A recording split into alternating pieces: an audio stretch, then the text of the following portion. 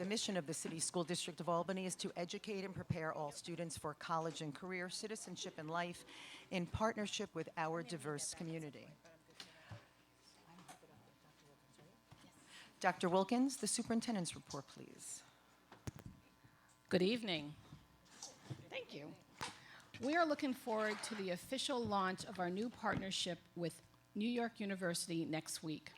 The NYU Steinhardt Embedded Masters of Arts in Teaching residency program will provide our school district with a terrific new resource in our ongoing work to prepare our teaching staff to better serve all of our students.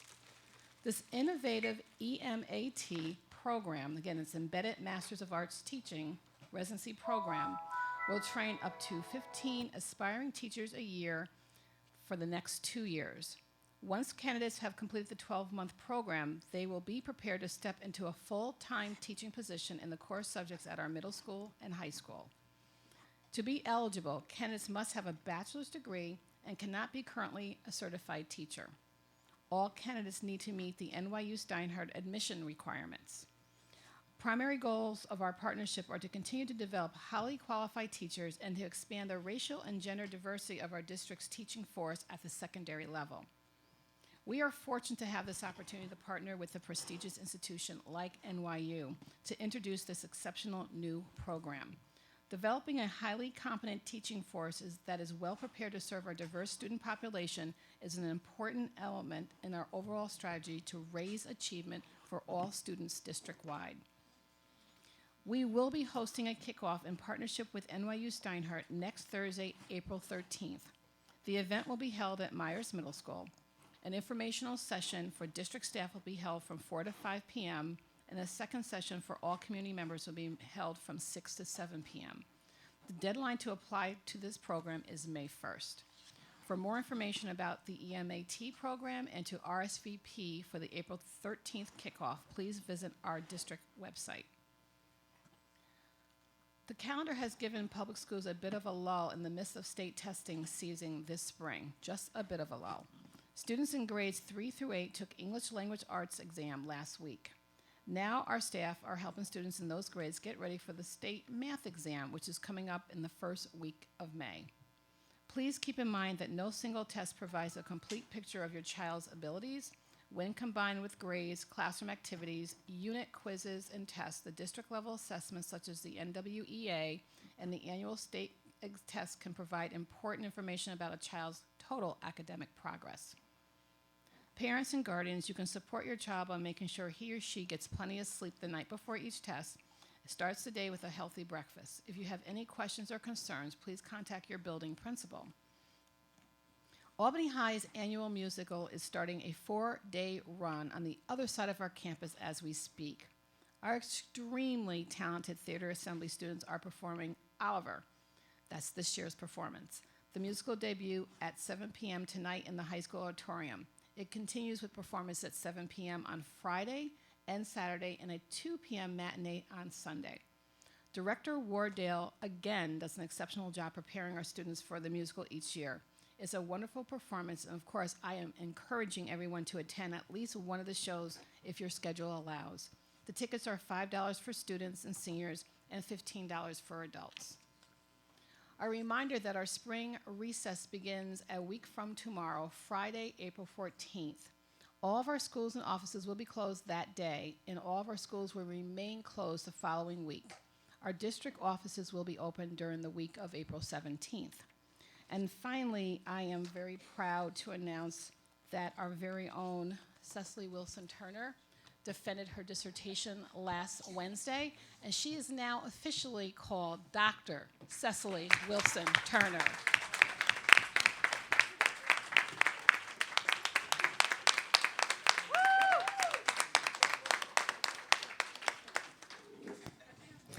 Dr. Wilson Turner, it gives me great pleasure on behalf of the board to give you a little something and to tell you it gives us extra pleasure that a hometown girl who went away came back to us and has worked through the school district, enhancing children's lives all along the way.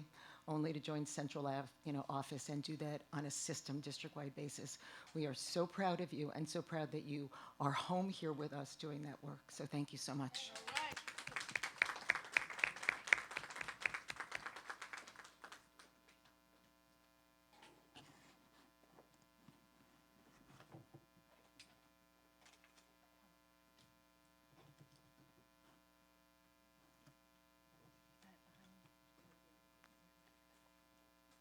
Sorry, folks. The Albany Board of Education welcomes district residents, parents, students, and other people to our meeting. Community involvement at board meetings is encouraged so that we can better understand your views. By law, individual student information and particular personnel issues cannot be discussed in public. We encourage you to share specific student or staff concerns with the superintendent or other appropriate staff. Please note that the board generally does not respond to public comment. If you need a response, please consider contacting us via email, phone, or postal mail. When recognized by the board president, please state your name and city of residence. Statements are restricted to a maximum of 3 minutes, and speakers will be notified by me, the board president, when your time has expired. Ann Erling.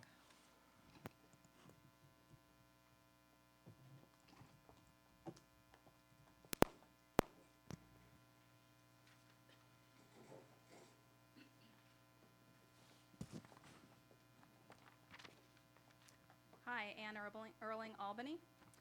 Thanks so much for including IB in your agenda tonight.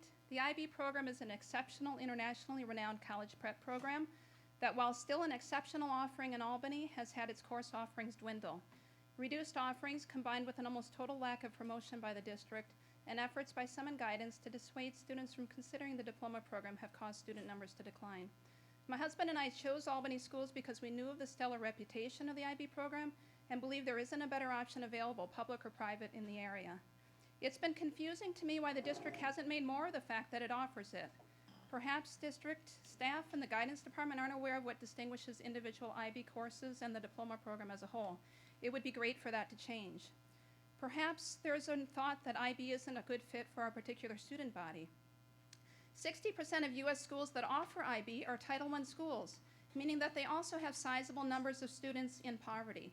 Poor students and students of color nationwide take IB courses in high numbers and excel at them. Albany's own IB student body is racially diverse. There are even schools for special needs kids that offer only IB courses. Please let Albany students and their parents know that this program exists and what benefits it can provide.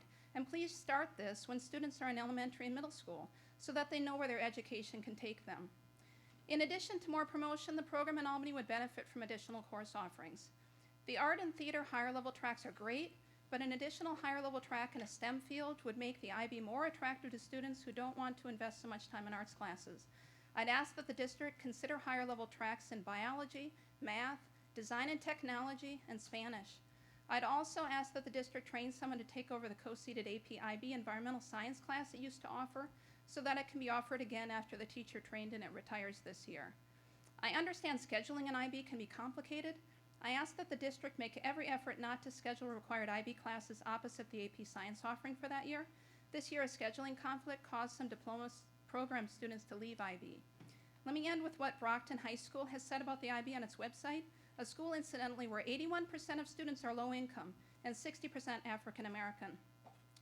I quote, "Students learn more than a collection of facts. The diploma program prepares students for university and encourages them to ask challenging questions, learn how to learn, develop a strong sense of their own identity and culture, and develop the ability to communicate with and understand people from other countries and cultures." I look forward to hearing the presentation by our excellent AP/IB coordinator, Myra Wyan. I hope that you will use this opportunity to delve more fully into why our IB course offerings are now as limited as they are, why parents and students in this district know so little about the program, and what can be done to make the program more robust. Thank you. Reverend Mark Johnson.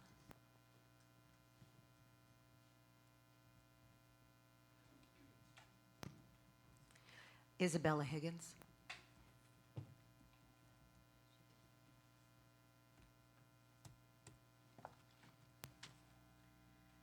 Isabella Higgins, Albany, New York.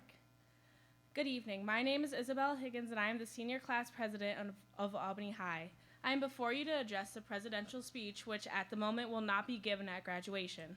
While I understand that there has been confusion over whether the principal or the board has power over this decision, I would like to address the board nonetheless. I have attended the past 2 graduations in which the president, the valedictorian, and the salutatorian all made speeches. To solely eliminate the presidential speech based off of past speeches that may have been found controversial is to insinuate that the valedictorian and the salutatorian are not capable of making controversial speeches. I in no way, shape, or form wish for the valedictorian and the salutatorian speeches to be taken away, but rather hope that future presidents, myself included, have this opportunity extended to them. We class presidents may not be the highest ranked in the class, but we are elected officials chosen to be the voice for an entire class, which we take very seriously. We are equally as capable of delivering one final unifying speech while illuminating the many teachings Albany High has to offer in an appropriate manner. Should the board consider reinstating the presidential speech, I would be delighted to work with you on speech revisions to ensure that my speech is acceptable. I propose that rather than ridding graduation of the speech entirely due to the past, we move forward with a new policy that outlines guidelines for all student speeches, valedictorian and salutatorian included. Having been in Albany Public Schools for the past 13 years, I credit a majority of my successes and who I am to the Albany City School District. I only hope that the future presidents and myself are given the honor of speaking on behalf of the school and the enormously talented kids who graduate from it. I thank you for your time and look forward to working with you in the future. Thank you.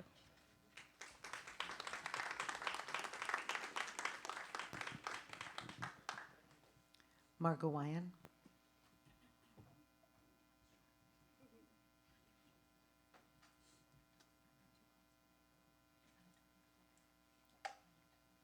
Hello, Margot Wyan, and I'm speaking on IB diploma. I think I put that on the sign-up sheet. I'm the current AP and IB coordinator, co-coordinator actually with my colleague, Megan Donahue. And I just wanted to take an opportunity in the spirit of recognizing student achievement that the superintendent often does to try to recognize some of our students in the IB program that came tonight. So, you guys stand up? So we have 4 of our diploma students are with us tonight. Erin Lippett is a junior diploma anticipated student. That's what we call them when they're not quite in their diploma year. I have Brianna Huntley here. She's in her senior year, on track to complete her diploma requirements. Annie Maxine Quay, also on track to complete her diploma requirements. And Helen Conroy in the back, also on track to complete her diploma requirements. We have a number of other students in the building tonight. They're in the play or behind the scenes in the play. So in total, we have, I think, 9 students eligible for their diploma for this year. And we'll see if everybody can make their grades and get that. As you know, it's a rigorous program, and completing all the requirements is not all you need to do to get a diploma. You have to achieve high scores on your exams. So like an AP test, where you have to get at least midway or sometimes a 4 or 5 in order to get credit, you have to get at least a 4 on all of your tests in order to be able to get your IB diploma, which is no small feat. Most people can't get 4s on all of their APs. It's a big lift. So let's give these guys a little round of applause and wish them luck in their exams in May, because May is our testing month as well.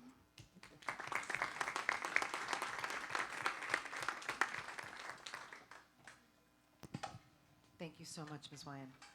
Bob Kelly.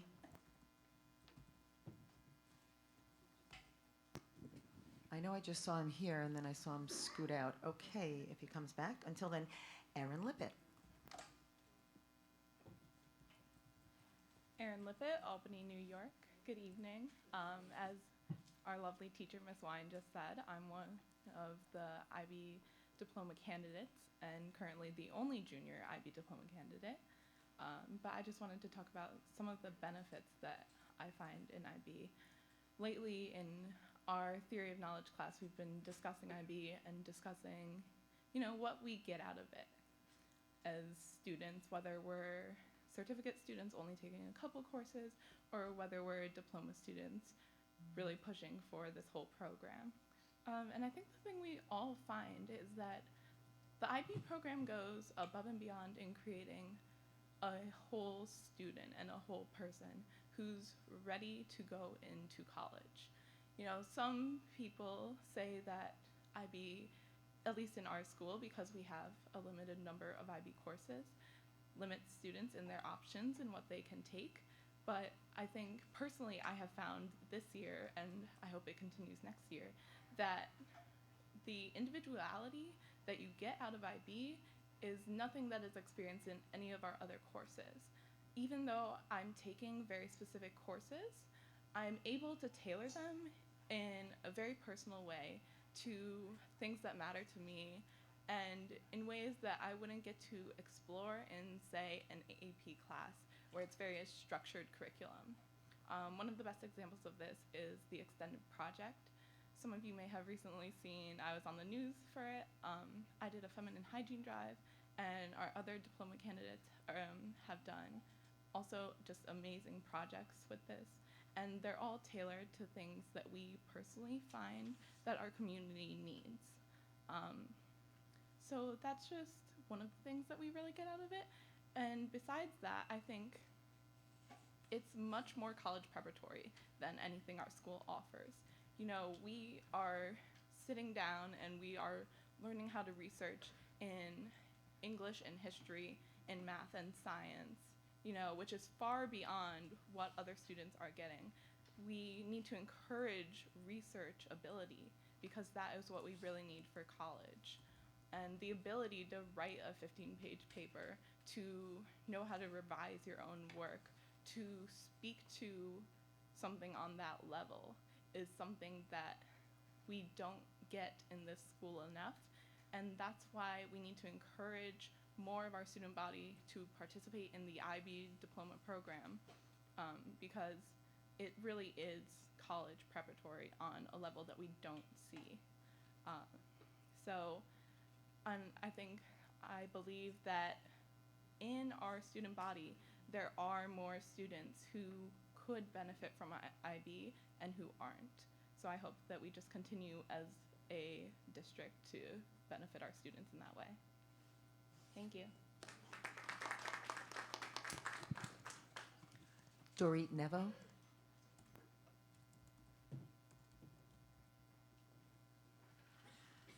Hello, I'm Dorit Nevo. I'm from Albany.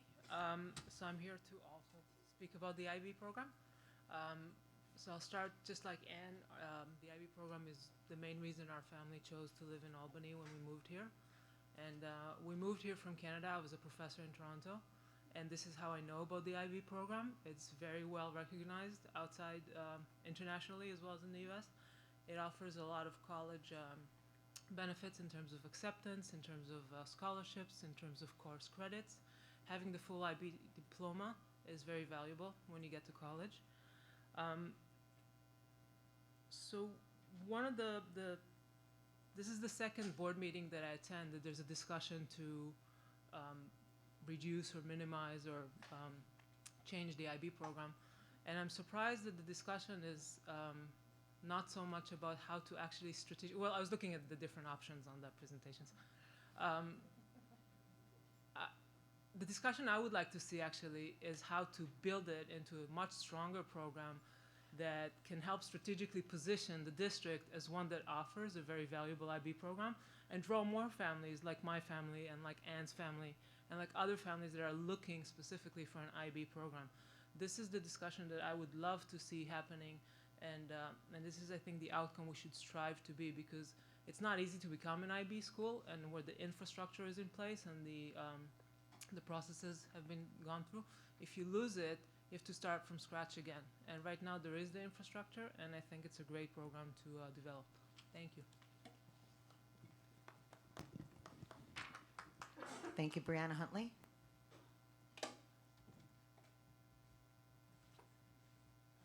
Hello, I'm Brianna Huntley from Albany. As Ms. Wine said, I'm currently a senior and I'm enrolled in the IB program. I just want to say that the IB program has really helped me throughout the last 2 years. When I was coming into Albany High, I was kind of always the shy girl. I don't like speaking in public. I don't like crowds, and I don't like being involved in group activities and stuff like that. But I was actually introduced because a couple of my friends heard about the IB program from her brother, actually, because he did the program. That's the only way we knew about it. And so we decided, you know, we're a group, we're all friends right here. We'll just take it together, you know, see how it goes. And I think it's really helped because, as you see, I'm standing in front of you and actually talking. And I think it really helps. And it's helped me to build character, and it's helped me to challenge myself in a lot of different classes. Like, I never would have thought of myself as taking physics or taking art class for that matter. I've never been interested in an art class, but I think it's really just helped build like character and helped me to like expand my creativity. And I really hope we can keep the IB program. My name is Annie Maxine Quay from Albany.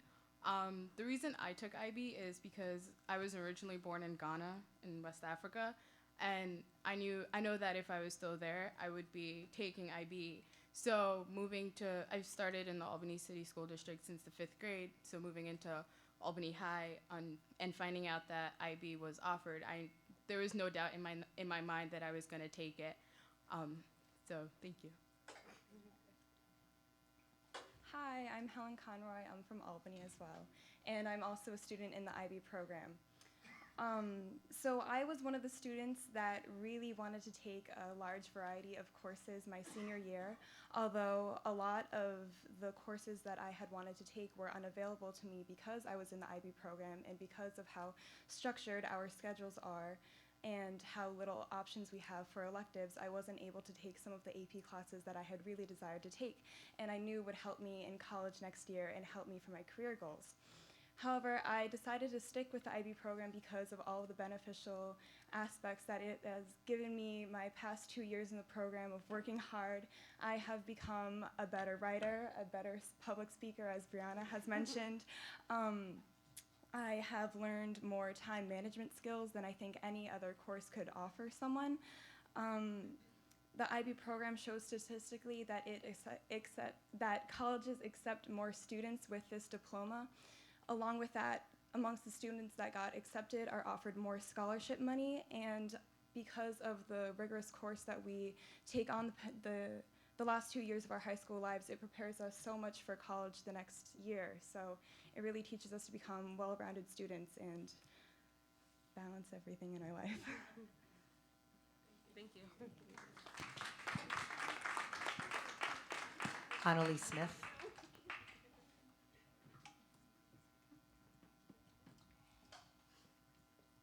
Hi, my name is Annalie Smith. I live here in Albany and appreciate the opportunity to also speak to you on behalf of the IB program. My daughter was in the first graduating class in 2007. I called her this afternoon to ask, in hindsight, did the experience make a difference? She shared one story with me. Her first month in school, she went to a small selective liberal arts college. They were given an assignment, a writing assignment, but with the warning that don't be surprised if you have to rewrite this and do it over a number of times.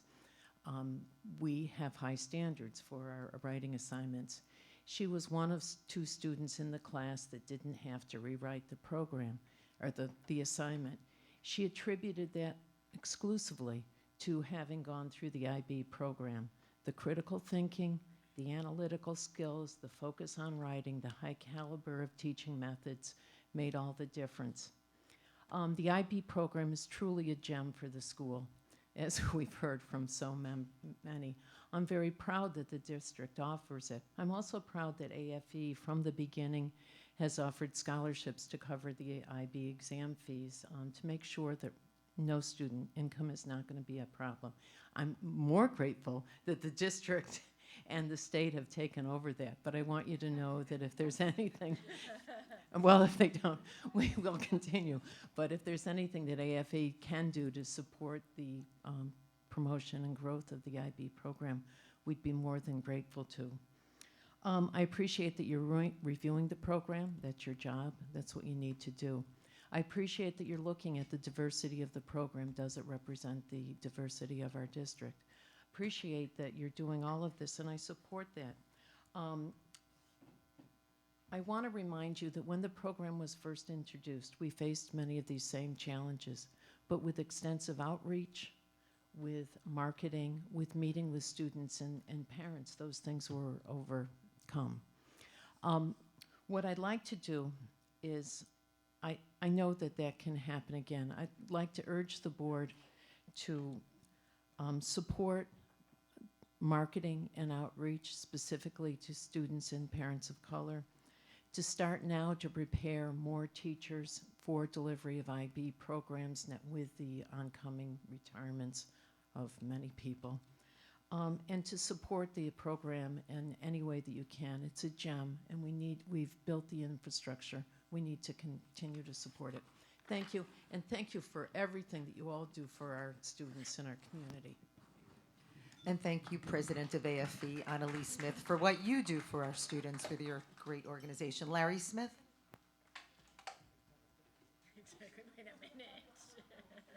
All in the family here. My name is Larry Smith. I'm a resident of the city of Albany for 35 years. Our two daughters both graduated from Albany High, and my youngest had received an IB diploma. I also serve as a mentor in the Sponsor a Scholar program.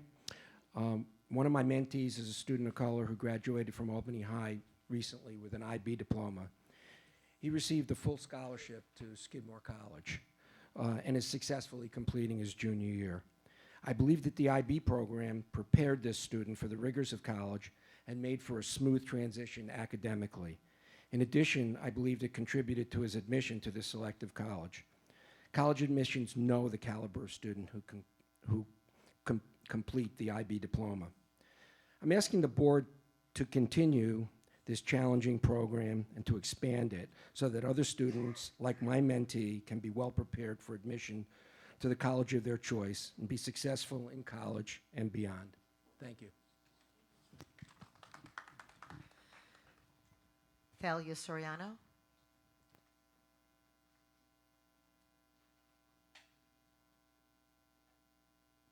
Samantha Shippard?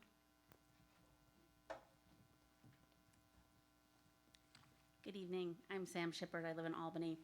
I, too, am here to speak about the IB program. My nephew is now a sophomore at Old Dominion, and he spoke highly to me of the value of his IB diploma, which he earned at a private school. He credits it in part to his college readiness. He's a sophomore now. And I can't tell you how impressed my brother was with the fact that my local public school offers an IB program, especially when he paid an arm and a leg for my nephew's private school education. And to me, this speaks not only the academic value of the IB program, but also to the fact that it truly is a gem here in our area. There are not many schools in Albany or beyond that offer this program. It's something that sets Albany apart in a good way. And our IB program is worth maintaining and strengthening so that more people can take advantage of it. I believe that everyone would benefit if the district promoted more of our gems like IB. I've spoken before this board about the need for improved communication from the district. For me, I find more information from other parents than I do from the district's standard channels of communication, which sadly still seems to rely on paper. Last night I heard Annie speak, and I hope you don't mind, but she said the same thing, that she also learns more from her peers than sometimes from the school. And there might be various reasons, but my point is that there's room for improvement, and it frustrates me to no end that this isn't an opportunity to look at that. I urge you to look closely at how the district markets its offerings, IB and all the other wonderful gems. You're really communicating to families who consume your services, and look closely where there's room for improvement. There are some wonderful things going on. It's the reason my husband and I choose Albany Public Schools for our child. Please do not neglect the excellent programs that set Albany apart from its competition, and I hope you work to better inform students and parents of these great options. Thank you.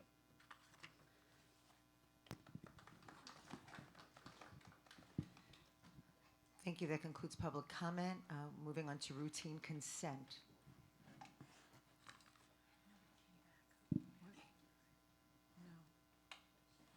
Can I get a motion to accept routine consent? Ms. Roach, seconded by Ms. Lang. Any set-asides? See, Mr. Bruce?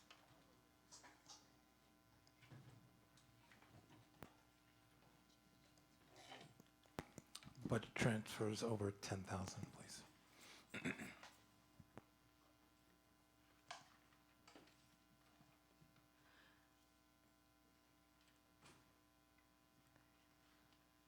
May I get a motion? Now we're going to vote on the routine consent. Oh, because we have the motion already, yeah. So okay, we're going to take a vote on the motion to accept routine consent except for the budget transfers in excess of $10,000. All those in favor? That is everyone except Mr. Bruce. All those opposed? Mr. Bruce.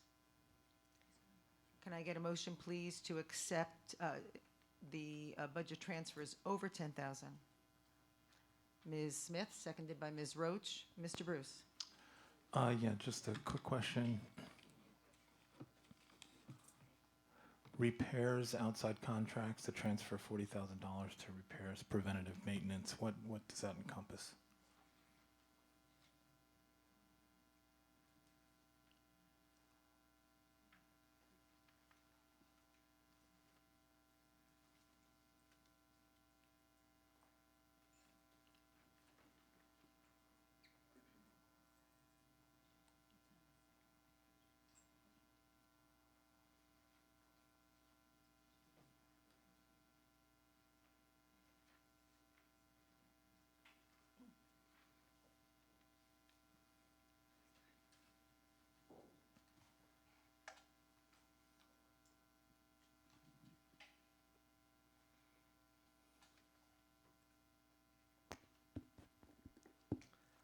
I don't have the specifics for that transfer with me this evening.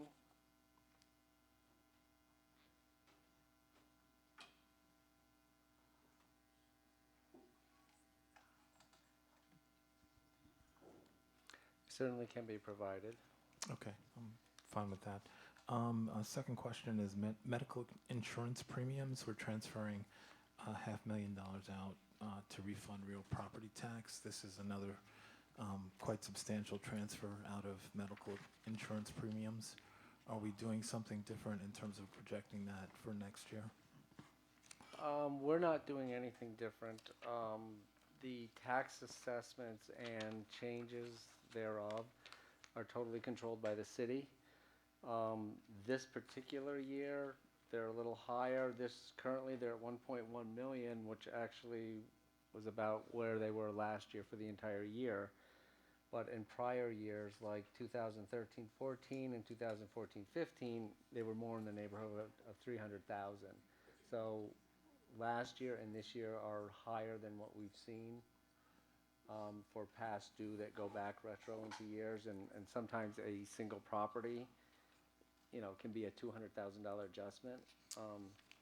Right, so that's the account you're transferring to, and the reason you're transferring the money to real estate property taxes. My question is actually, we made a similar transfer around, I think it was $400,000, either last board meeting or the board meeting before, out of medical insurance premiums. So my question is, are we adjusting how we're calculating that? That seems like that we have a lot of excess money there. Yeah, of that amount, we had actually budgeted 500,000 of reserves to be used as a contingency.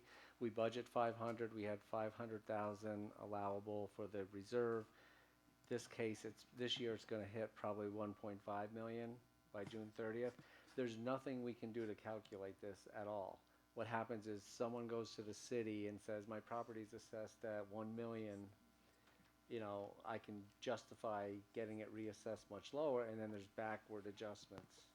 Right, no, my question isn't on the property tax, it's on the calculation around medical insurance. It seems like we have a lot of excess funds to transfer wherever we need it, and right at the moment it's property tax, but right. We also made another substantial transfer out of medical insurance. Correct. And so I'm just wondering if we're doing something different to project it next year. The answer to that is our health insurance is self-insured, meaning that we only pay to the dollar plus some admin fees the actual claims incurred.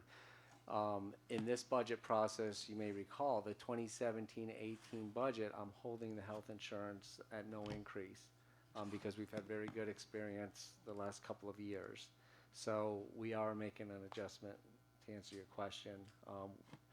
The industry norm for health insurance is about 7% increases a year. We're actually going 0 this year, or for next year. This year, we're currently in that budget had only increased about 4%. So our self-insured plan is statistically doing much, much better than the market because we pay actual claims. We don't pay a premium to an insurance company that essentially keeps the profits. Right. So what is the reference point around how much money we keep on a year-to-year basis? How much do we keep from claims? Yeah, how much we set aside for claims and health insurance? The entire health insurance package is like 31 million, less the employee contributions. So our budget from the employer side is like 26, 27 million. Okay. Yeah, I guess I was asking more like, is it an actuarial table? Is there some basis How we for determine, right. We work closely with the broker that we have, our health insurance advisor, who looks at trends, looks at a couple years back, trends that right up through January, and these typically we don't set our forecast in the budget till mid-February or late February because we try to capture as many months of current experience as we can. So it really comes down from a recommendation, which they are not only studying our experience but also looking at the markets and any national changes in health insurance, et cetera, any trends in drug usage. Okay. A variety of factors, but we do rely somewhat on experts for the nuances. Okay. All right. Thank you very much. Ms. Lang? Hi, under textbooks, I was just wondering what kind of the discrepancy is between some that are $72 for textbooks versus some that are $25,000. What we traditionally do, we allocate textbook money. It's based on state aid and per pupil. By per pupil, we disperse textbooks money to the schools for usage. And most of the stuff they use that for is like supplementals or if kids lose a textbook or growing enrollment, etc. What we historically do as a practice is around March, they're getting toward the end of the year, we try to pull that money back. So you're seeing budget transfers where we're pulling money out of the buildings, but that allows us to do major textbook series purchases district-wide. So that's what we're doing. We're going to use that money, and then if we can look at any other areas to make transfers and try to buy, typically there's a couple, 2 or 3 series wanted. You can spend $300,000 or $400,000 to pick up just 2 or 3 series of, science grades 3 through 8 district-wide. So it's just, in this case, it's this time of year we pool the money and then do district-wide purchases. And realistically, experiences, they really don't need a lot of funds between April through June. They've gotten the materials they need. I also had a quick question regarding the first item on the transfers, which was the $36,000 for extra postage. I wondered if you could explain why there was an unanticipated postage expense. Was there a different mailing? No, I mean, in general, we do hear on a regular basis, communicate. We've added some staff resources to the communications department. And also, it obviously varies a lot even within the school buildings in terms of what the principals send out. So this is just based on the actual experience and our spending rate for this year, but it could be a variety of areas, including the communications department. All those in favor of the motion to accept the budget transfers, pardon? Oh, over 10,000? And that is unanimous. Moving on to number 6, the discussion superintendent search update. Ms. Savage. I promised I would be back to folks to let you know that the deadline for the superintendent search was, candidate application date was March 31st, which was just this past Friday. And I promised to let everyone know how many candidates we have. And I had the number in my head earlier, and I believe it was 24. I thought it was 26, but it's 24. I'm sorry, I don't have that right. 26? All right, it was 26 candidates, so that's all the information we have to share at this point. The next step for us is to do an initial screen of those potential candidates. We'll be continuing to work with our consultants from the Western New York Education Service Council on that, and I will have more information to follow as we continue through the process, but I wanted to give people that little bit of update. Thank you, Ms. Savage. Number 7, discussion and action item now on the policies, the 4 policies. Ms. Savage, this is you again. Do you want to do them individually? Do you want to do them together? I defer to you as chair. I would prefer, unless there's discussion, because we had an opportunity to discuss these last time, that we just do them all at once and get them done, and I'm looking for nods of heads. Can we just make this happen? Everybody says yes, so we'll do it all at the same time. I'd like a motion, please, to accept the 4 policies that were discussed last time. Sorry. 3, A, B, C. I'm sorry, A is the memo. 3, I stand corrected. Sorry about that. Ms. Roach, seconded by Dr. Chator. All those in favor? That is unanimous. Thank you. Discussion of the 2017-2018 budget. Mr. Hogan.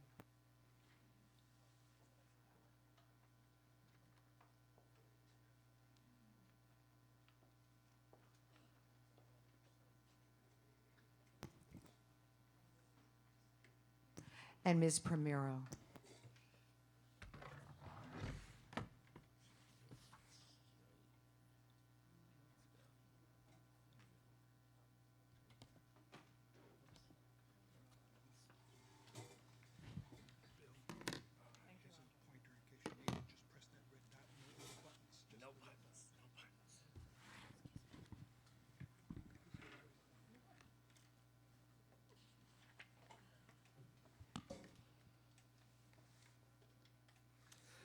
Okay, good evening. We're going to discuss our budget planning for the 2017-18 year.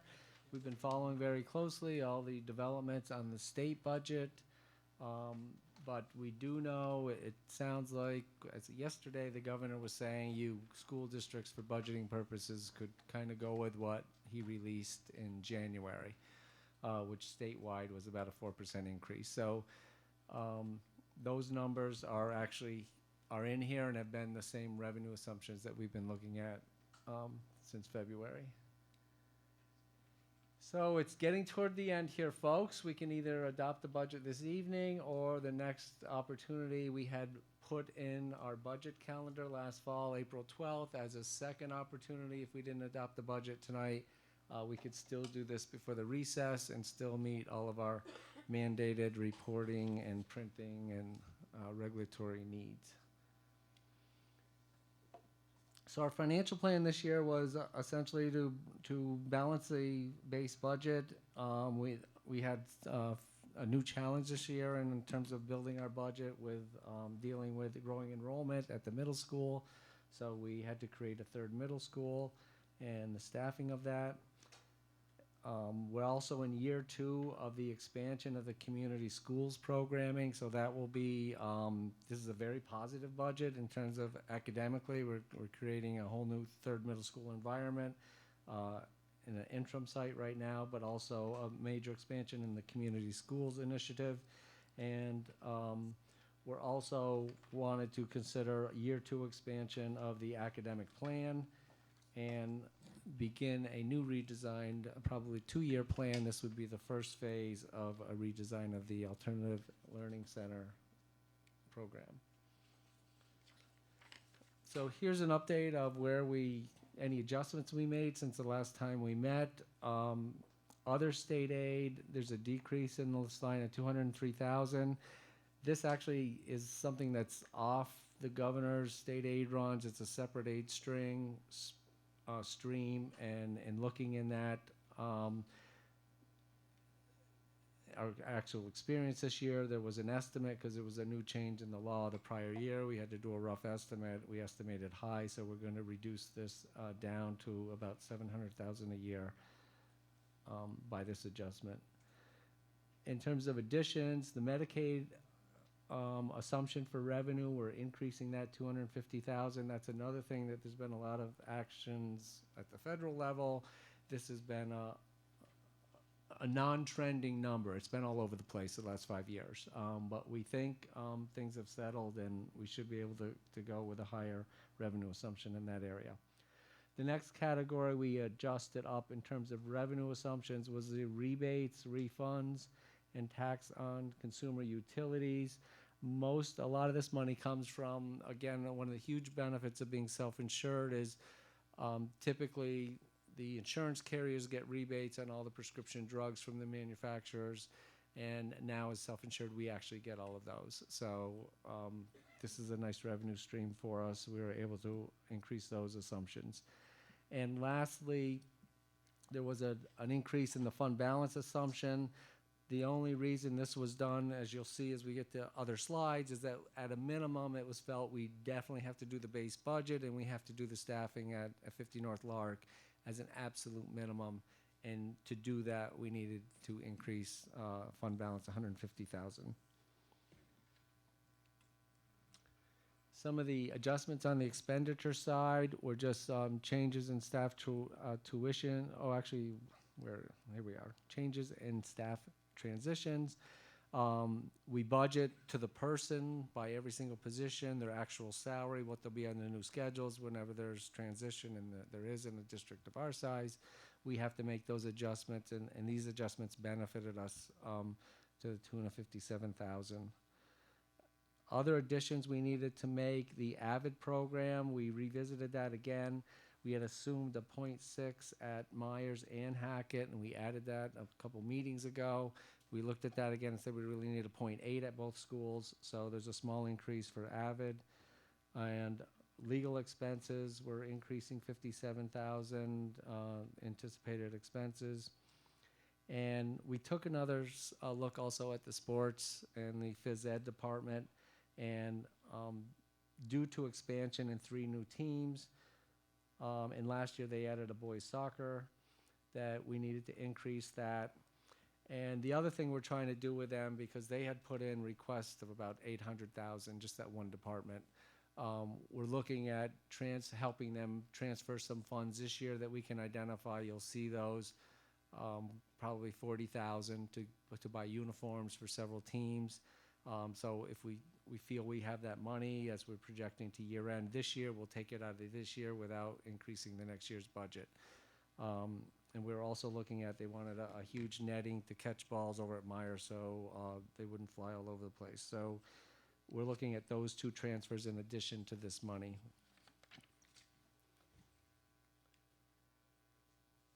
So here's where we end up. Actually, it's a pretty conservative budget in terms of the base budget. Revenues are projected to increase about 1.6%. Expenses are about 1.61%. The base budget's almost totally balanced. It's only short 38,000, which isn't bad on a $250 million budget. So the other thing, kind of as a separate topic, I just wanted to review the community schools funding really quickly. There's about $3.3 million of that. That's a big plus in terms of next year's budget, in terms of expansion of academic programming. We're going to be putting in the full community service model in 5 priority schools, plus the ALC program. We also were able to use some of these funds to get a newcomer program at North Albany off the ground. We also were able to use some of these funds for the social emotional supports for the intra-middle school that we're creating. And the other items went as an investment into the academic plan, primarily in areas like pre-K and social emotional and student supports.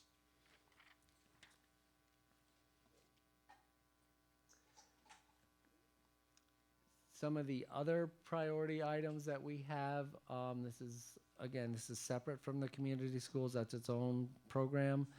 We have the base budget here, which is a carryover from the other line. The 50 North Lark Street staffing. We're transferring a lot of positions because we're taking some 6th grades out of some other schools and we're taking 6-8 out of NA. So we've accounted for all of that. We're going to have a net increase of about $1 million, and it's all levels of staffing, anywhere from, you know, the principals to the office staff to the nursing to the hall monitors, teachers, etc. Also, in terms of the general fund, we also wanted to use some of that and, again, a second phase implementation of the academic plan, and also use general fund monies for redesigning phase 1 of the alternative ed program, which is really 2.8 teachers in that area. So if we did all of these things, the tax levy would need to be 1.85%. Usually at this time of year, the state budget is passed and we know what the real numbers are. We don't anticipate they'll take any state aid away from us. It would either be the same, or typically the legislature adds funding. But they have other issues. They're worried about the federal funding to them, et cetera. So it's kind of a strange year. So 1.85% is higher than our tax cap of 0.96%. And again, the tax cap threshold is really a measure in which if you go over that number, which you're allowed to do, it requires a 60% positive vote on the day of the budget vote. If you are under the tax cap calculation or at it, you just need a simple majority, 50% of the votes plus 1 vote.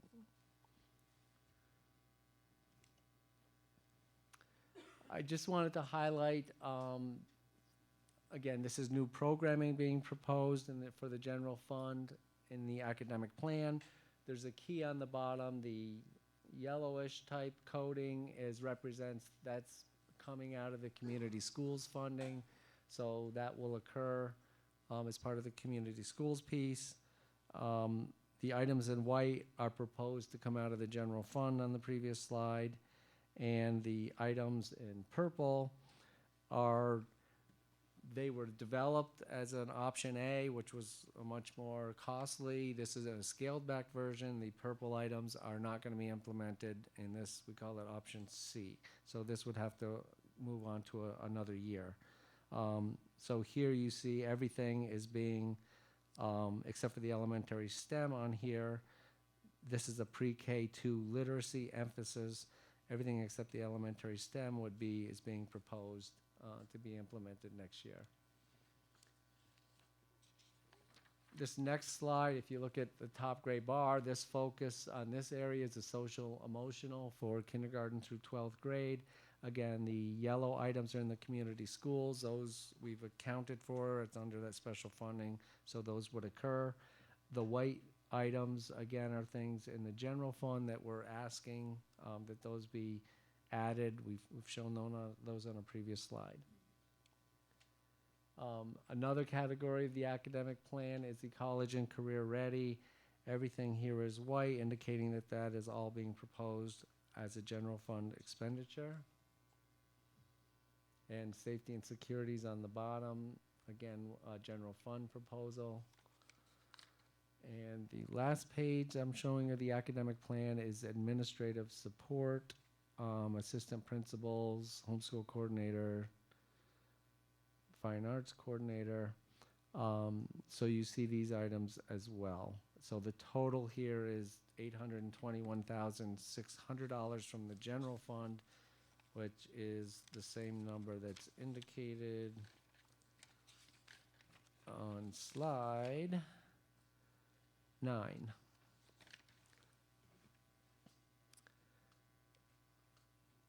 Another program enhancement that's being proposed, as I mentioned, is the ALC redesign. These are the areas that those 2.8 teachers being proposed, areas that they would be in.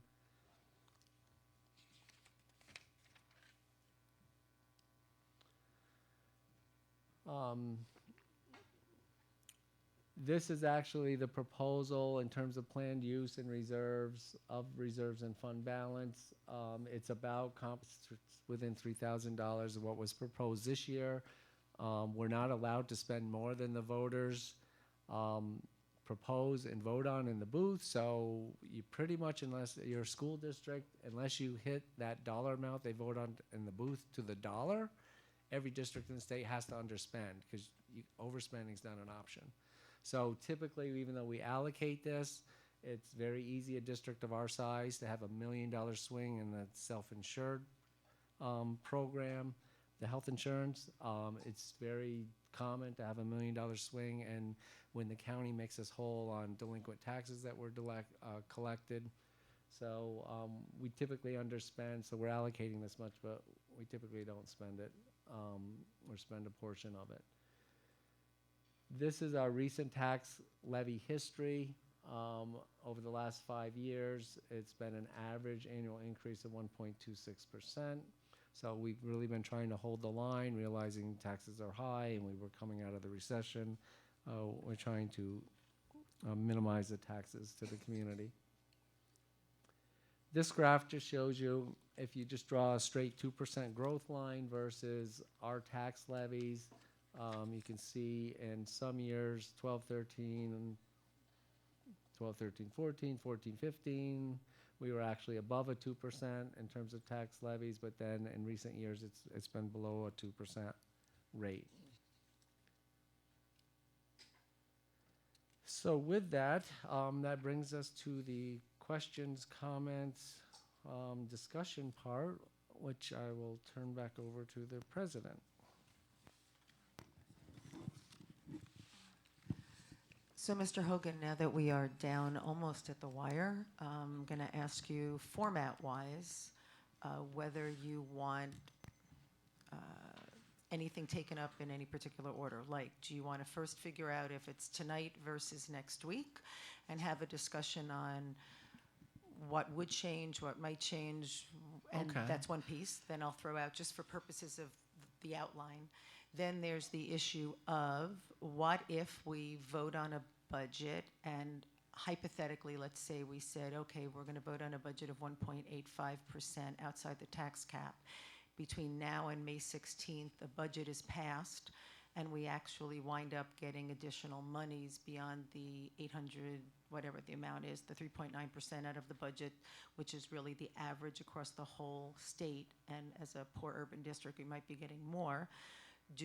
What occurs then in terms of the monies that come in. And I know I did ask you that question because, and we discussed the fact that in the tax cap years, that's not really come up because people would vote 60%. So I mean, that sort of issue about Right. how much you need to pass a budget, if between then and now, the amount of money we get actually brings us down below the tax cap. And I know you understand what I'm saying, so I'm hoping Right. you'll articulate it with more Right. clarity than I am for the rest of the board. And then the third piece is then what the board really wants to do in terms of what they're willing to live with. Again, understanding that when we talk about the 1.26 average, since the tax cap's been in place, the state has issued rebate checks so that while there's been an allocation of money, other than last year when we had a 0%, that money has come back to taxpayers. Well, we voted 0%, but it's not, it was 0 at the end.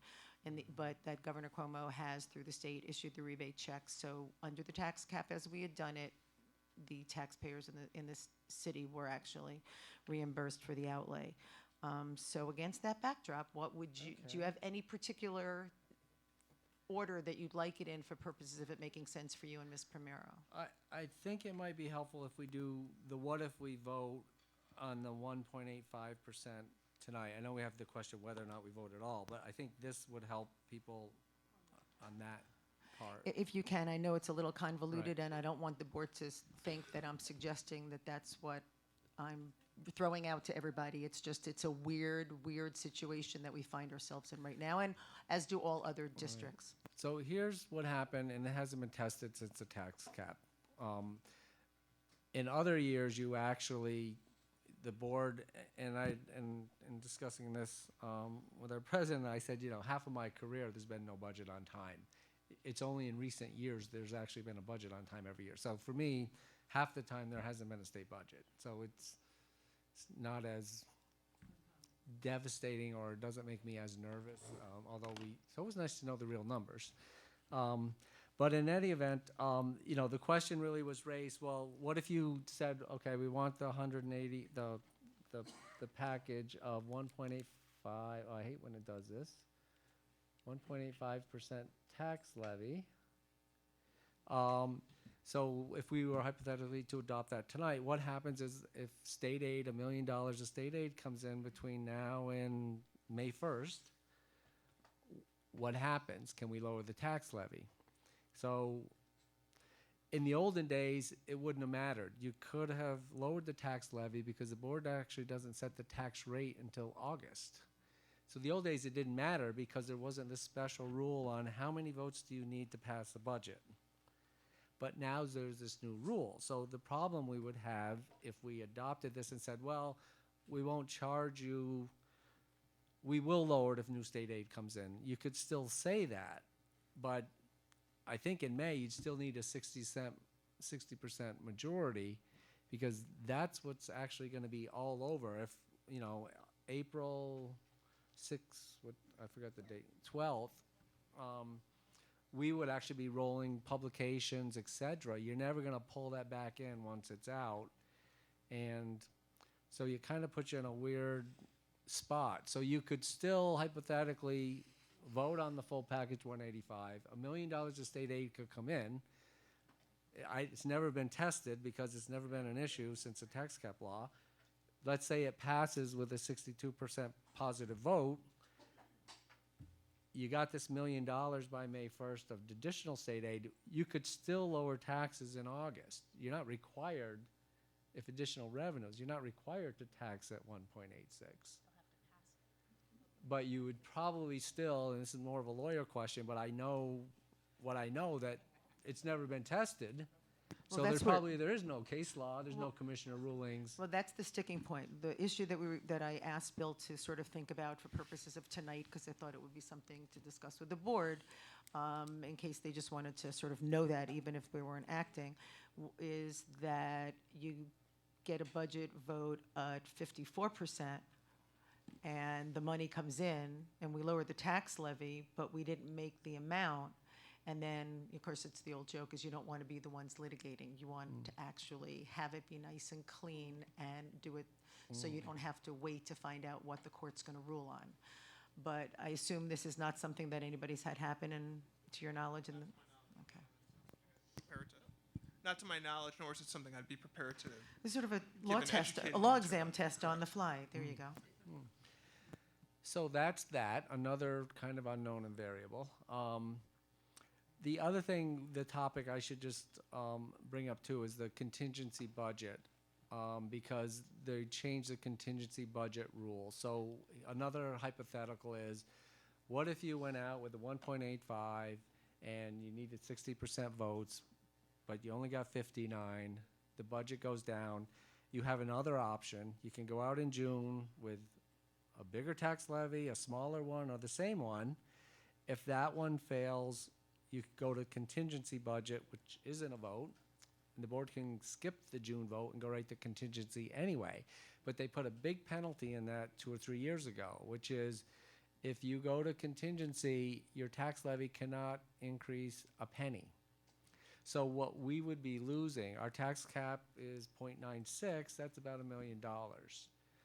If we went to contingency, we would have to make $1 million of cuts from whatever we adopted here. So there's a huge penalty on contingency. So I just wanted to bring that what if as well.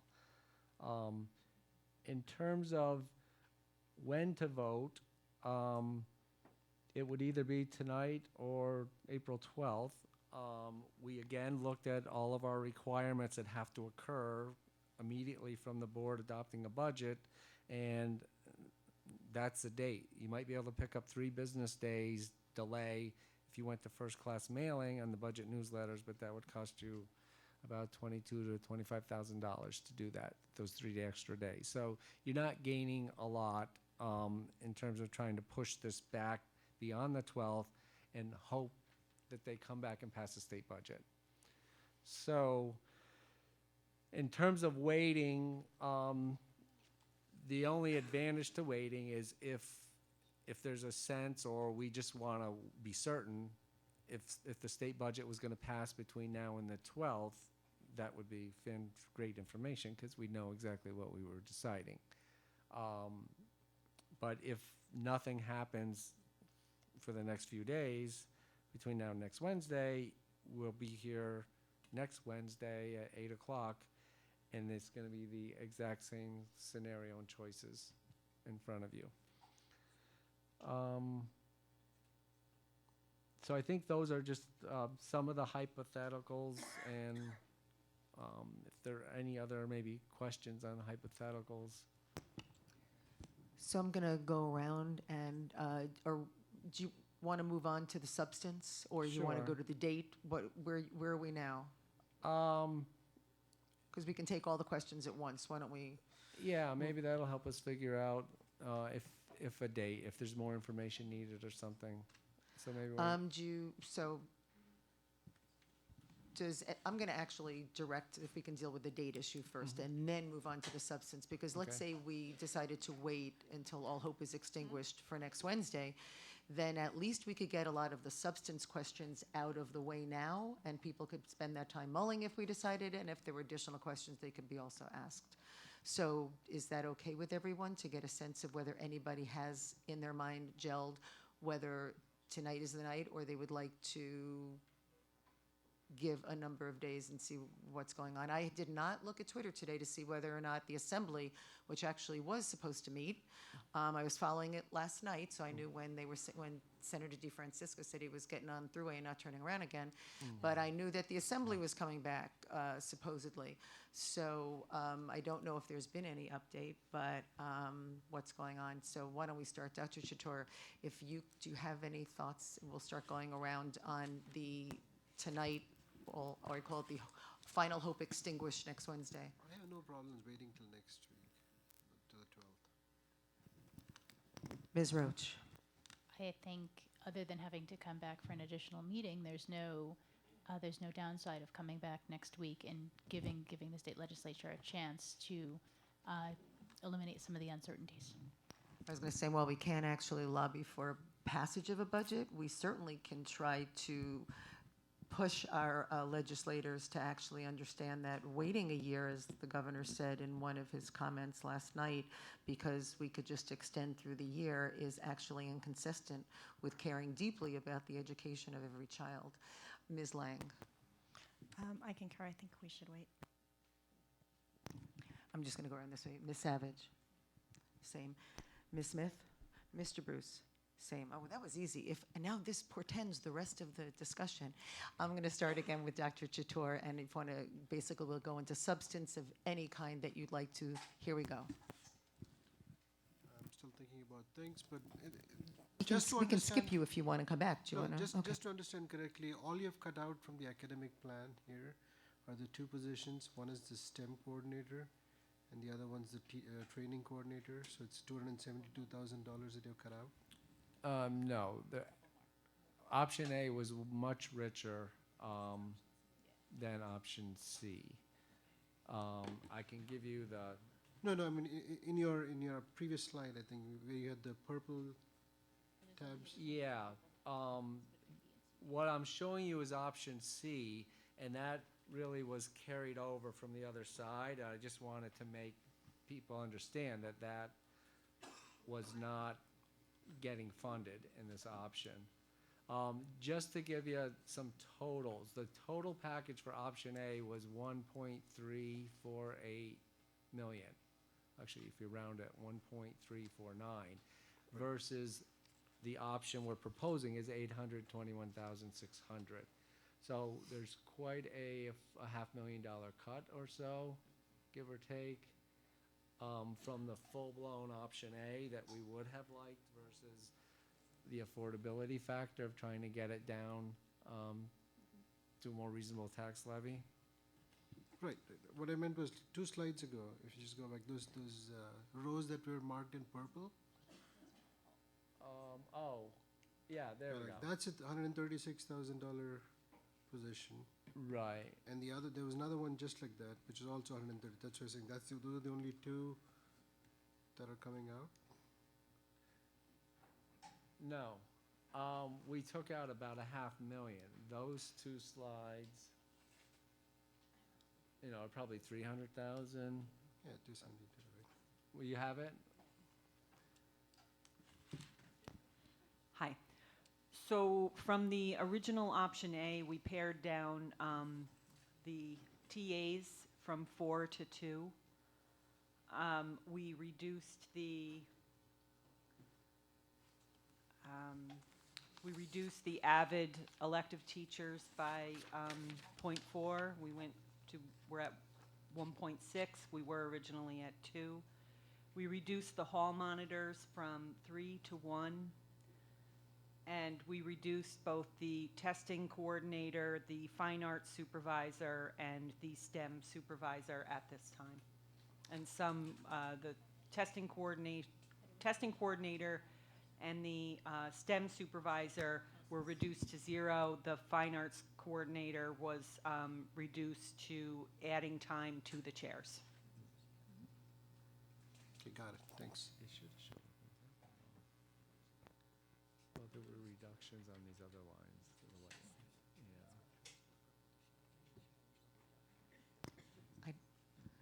Ms. Roach? So my question wasn't so much about the specifics of the spending, but about the proposed levy and the proposed vote. To me, I'm wondering, would we be at a disadvantage if we went out in May at 1.86% above the tax cap and lost, and then came back in June at 0. I think you said the tax cap was 0.97, and it looks 0.96, and it seems like you need 0.96 just to do the base, just to keep things running and to staff 50 North Lark. So if a 1.85 vote went down in May, we could still go out at the tax cap in June. Other than the costs of running a second election, do you see any other downside to that? No. Thank you. And I'm saying if you don't have one now, we'll come back around. So, Ms. Lang, anything? Okay. Mr. Bruce. I wanted to ask a question about the newcomer program. It's a very new program, and it's part of the budget. Did we ever formally vote on that? Was there any? No, I know it's in the budget, but I mean it's a completely new execution of a concept. The way that I mean, I can answer it from a board procedure standpoint, how we do it. So we adopt a budget that is but the recommendations are put to us by professional staff who work daily in this field, by the superintendent and her cabinet, and they meet and figure out what the greatest needs of the district are, both in terms of advancing student achievement and also in complying with the law. And in doing so, it was understood that the requirements of the newcomer school would be something that we were going to have to spend a certain amount of money on, and therefore that and a number of other items they felt strongly enough they were putting into adding into the base budget, and were coming to us with that as an efficient way of handling it. So we don't actually vote on that, just like we don't vote on them taking a couple of, I think there were some staff positions that they also moved in. There were some special ed TAs and or teachers that went in.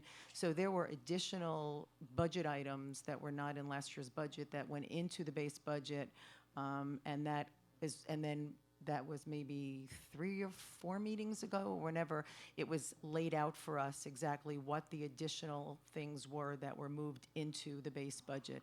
So that's why you didn't vote on it yet. You'll vote on it at whenever time the motion gets made. So I understand your point is it's a new thing, but so are all the other new items, and that's just how it's always been done, and that's the deference we often give. We ultimately make the decision, but professional staff understands what they feel is both the legal and academic requirements that goes into a base budget.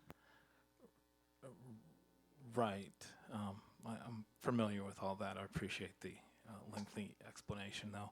But my question is, it's a new program, and it feels like something that we should have voted on.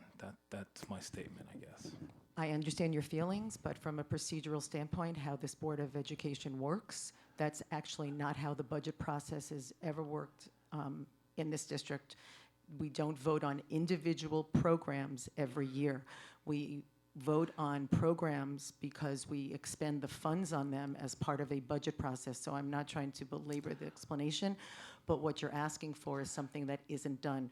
We don't do those kinds of votes unless they're contracts that come up or resolutions that have money involved, but programs are put on as part of a budget process that occurs, as you know from sitting on the board, in the way that it's done. So that's just not board process, that's not board budget making, and I don't know, because I obviously don't have stuff in front of me now in terms of NISBA or actually how financial stuff works, but that's all about how a budget is built, and that's not what boards of education do, at least in this city in the 6 years I've been on the board, and then the time that I've watched it. A large ticket item like that that's coming on as a program gets addressed and then gets either built into the budget or doesn't get built in the budget and gets voted on in that way. Is it something we couldn't do? We can certainly table that for next year if you'd like, and we can look into it, and we can certainly ask our lawyers, but we had a very lengthy discussion on the newcomer school, and it was presented I don't know how many times here, and I don't remember your speaking about it in this way, or at that time ever saying, I'd like to vote on this. So the fact that now at the 11th hour, when we're looking at budget issues, to bring up something that was discussed in SBUs, that was discussed at board meetings. Mr. Gilio was here at least twice, and now say I want to vote on it. You certainly have the right to say whatever you'd like, clearly, but whether or not this is the time to do it or the budget process is going to change, we can certainly ask lawyers if that's done in other districts and see about it for next year. I'm not saying I'm opposed to it. I asked the question. It seems like a new program. It felt like something that we might want to have a resolution on. You don't have to explain Oh, no, I'm anything going to else explain it in a different way. So last year, we decided, based on the staff coming to us, the staff said it's about time that we put money into K2 literacy, because if children aren't reading by 3rd grade, then we're not going to ever see a graduation rate increase. And I'm paraphrasing. So we got that from them. They had an enhanced plan, and then they had an alternative enhanced plan. The enhanced plan came to us with a certain ticket, budget cost, and then the other one had a lower cost. And because of our wanting to be not above the tax cap and actually holding the line based on the high school votes at not increasing taxes at all for our voters, we actually voted on the less expensive K2 plan. But we voted on that K2 plan at the time that we passed the budget, or if we hadn't, it would have been voted down. It was not a set when Dr. Wilkins, I just like saying that, when Dr. Wilson Turner came to us with the other people on staff to talk about that plan with the superintendent, we never voted on it. So I'm sort of explaining analogously, it's not that it's not an arbitrary decision or an arbitrary thing I'm explaining. It's that we've had a number of programs presented to us, and that's one of the most recent and biggest one I can think of, and we never voted on it. We gave feedback, and to my recollection, though that's not up for grabs, everybody was really excited that finally we were putting our money where our mouths were. So we can certainly look at it going forward. So that was an existing program that we expanded, right? No, not really. There were things that were added into it, and it was a converted program into something else. So in other words, Can I newcomers. just ask a question? Is this a philosophical question, or is there a practical application of this conversation? There is a practical application. I'm For curious- tonight, in terms of the votes we're making tonight? Yes. Okay. Yeah. Could you explain to me your practical need? Because I really feel like we have things we have to do, and this felt very much like a philosophical conversation. So in what way is it a practical decision for you tonight? Practically, I actually would have liked to vote on the newcomer program because I'm not sure that I'm for it. But my question was, really, did we vote on it, and why didn't we vote on it? And I think I have a sufficient answer at this point. Oh, so you have what you need in order to make the votes we need to make tonight? Okay. Ms. Smith. Okay, so in my mind, I'm just sort of thinking about, okay, I can't see a way of reducing this, the tax piece, the 1.85, without devastating most of the initiatives here. So I think my question is to myself, should we proceed with making that vote tonight if we know that it wouldn't change next week anyway. Right, I know, I'm just, if all hope is extinguished. But you're telling me that there might be, I'm just thinking about all the things that have to be done. We're talking about increase in postage and all of these other things. Oh, not for April 12th. Okay, April I'm sorry. 12th is okay. That's We what I can just still wanted do to make sure. everything we need to deadline do. is April 12th. Okay, April 12th, then, okay. Not later. It's Okay. bad if we go past April 12th Okay, for us. all right, yeah. then I'm okay. I'm okay. Okay. In other words, I could wait till next week. You had already told me that, but it's like, I was going to say, Ms. Savage. So I wanted to acknowledge the fiscal responsibility coming from the staff and the board here in terms of the percentage enrollment increase that we have had. It is amazing to me that a district of this size has been able to incorporate an additional 1,000 students over the past 5 years with an average increase of only a little bit more than 1%. And even if you calculate all the compounding, and even if you figure all that out, we're still not raising taxes anywhere close to what we are raising enrollment. And that, to me, is a real tribute to the hard work of this team, and I want it to be recognized. That said, unlike, I'm afraid, Ms. Smith and I may have to have a disagreement about this one, while 1.85% is still very, very low, considering that we're adding students every single day, and we're adding students with extraordinary trauma in their lives who need more services than most students need every single day, we have still asked our taxpayers to support 2 buildings in the last year. We know that we have a middle school renovation coming up. There's going to be another referendum. And so to ask them to exceed the tax cap, yes, within the next 3 to 5 years at some point. I don't mean like within the next 12 months, but to ask people in this year to exceed the tax cap, I think is a very big ask. I am going to keep my fingers crossed that we have additional revenue, because I do believe that all these programs are necessary for our students, but I do think that there's a balance to be struck there. And if we can bring 1.85 down to 0.96, that would be a much better approach, in my opinion, than going out and asking our taxpayers to do more than the tax cap, and potentially allowing for a no vote to come out because of the tax cap, because people really don't understand what the tax cap means. And if people hear that we're over the cap, more people will vote no than would normally, given the percent increase, I believe. So that is my position. I think we should really try our very hardest not to exceed the tax cap any year, but particularly this year. I also wanted to, since I have nothing to add to what was said, Mr. Hogan and Ms. Primero, the one thing I wanted to point out and see if you wanted to get a sense of, and I'm not sure if, especially board members who haven't sat through budgets a lot, is that you did say in your slide that staff has asked that if we are going to not do the full package of 1.85, that we, and it's right there in yellow, that in the event it can't support all programs, please do it in the order that we've given it to you, that we believe that that's the way it should go.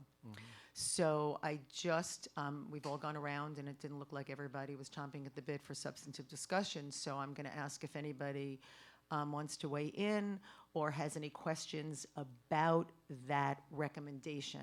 Because I know, understandably, sometimes people look at a budget and with all due respect to staff recommendations, they may have a question like, well, I think X is important, and is that something that we can actually use as opposed to what appears there? That is purely hypothetical all, but I want to, since it is an 8 o'clock meeting next week, and hopefully it will be a little more streamlined, and you know, the gods will have shined on us and everybody will be back in Albany voting. But that is an issue that can take a long time if people do have questions about it. So if anybody has questions about either going with the staff recommendation or about things that are individually in those plans, it would be great if we could try to discuss them now. We do have, you know, sufficient time. Dr. Chatur. I mean, really looking at the recommendations, the first line for 0.93 for log staffing, that is not really optional, right? If you want an equitable third middle school, that has to happen. So we are looking at basically the academic plan and the alternative education design, getting rid of them if you have to drop the tax cut, right?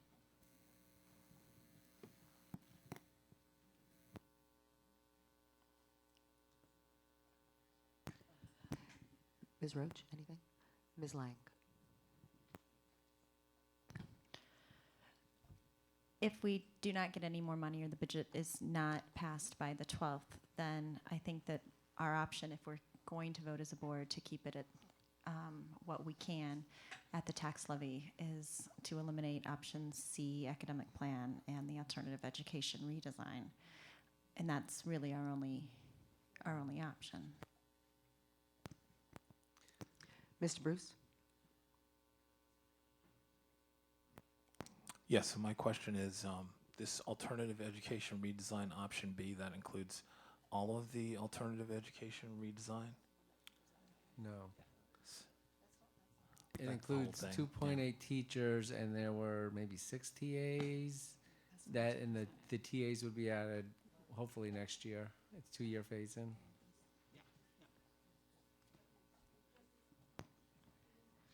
The only thing remaining in the option B are the 6 TAs. Ms. Lang's comment made me think of another thing I should just say so that you know, a hypothetical. One question comes up: if we adopt at the tax cap April 12th and we get another $1 million, can we increase the budget? No. Because you adopt the budget, we need the budget adopted by the 12th to make everything else happen. Everything is moving. So you can only, and there's a rules that you have to adopt like 45 days before the minimum, regardless, before the vote. It's back mapped from the date of the vote. There's time requirements, so we couldn't do that. No, and that was very clear when you said it earlier, and we do understand that and really appreciate your explaining it. Ms. Smith?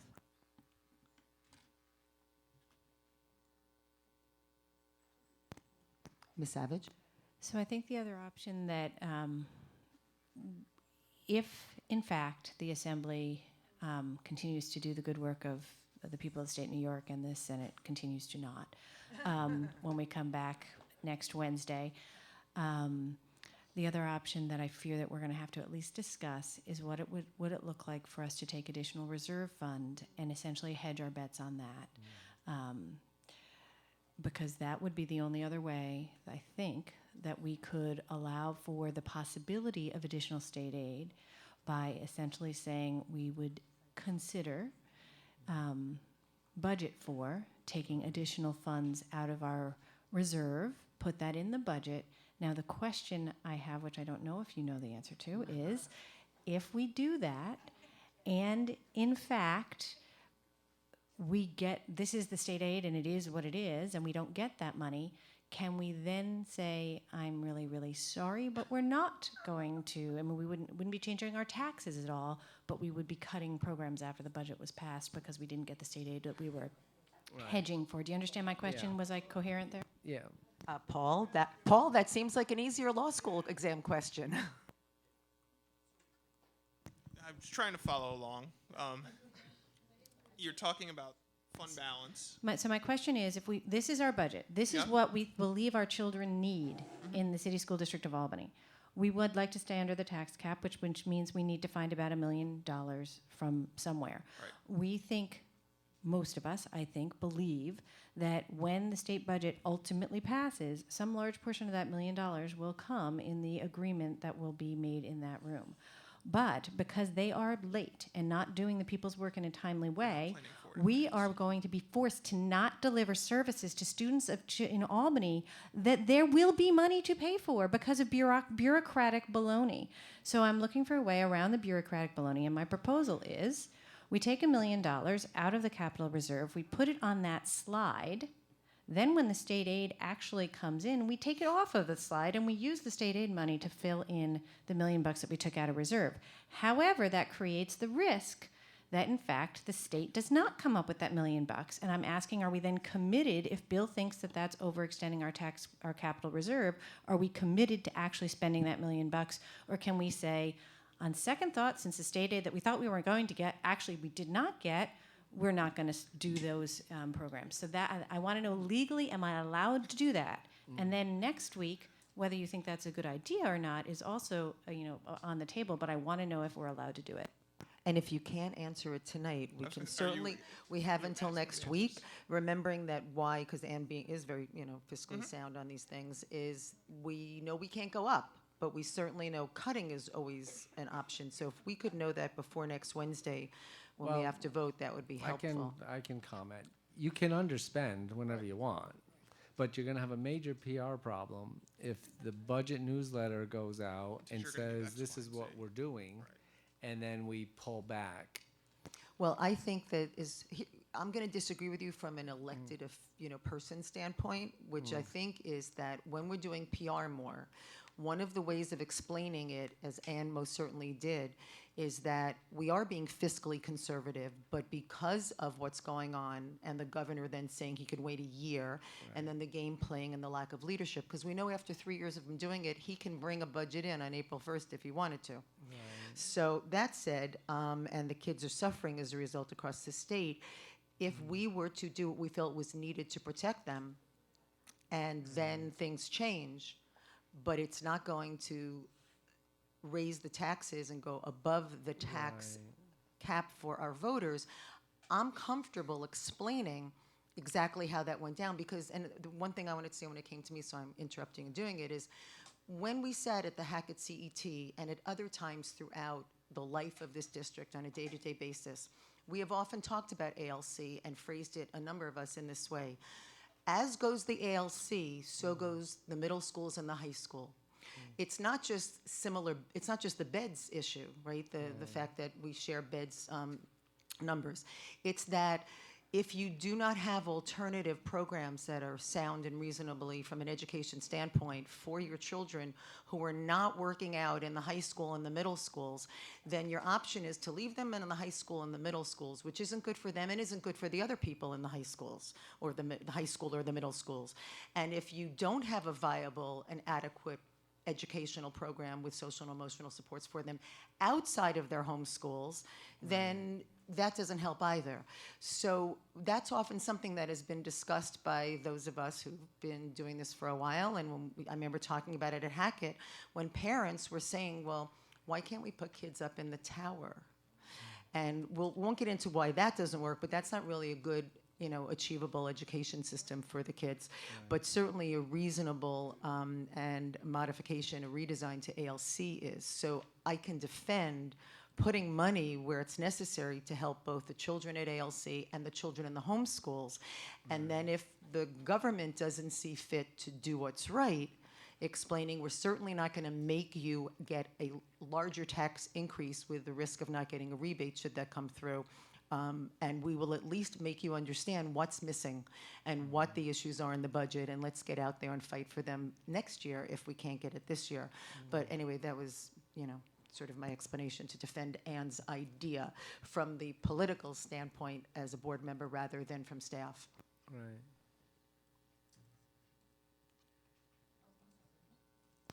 So anybody need more rounds? Ms. Savick. I just wanted to ask one favor. Can you go to the slide where you show the tax increases?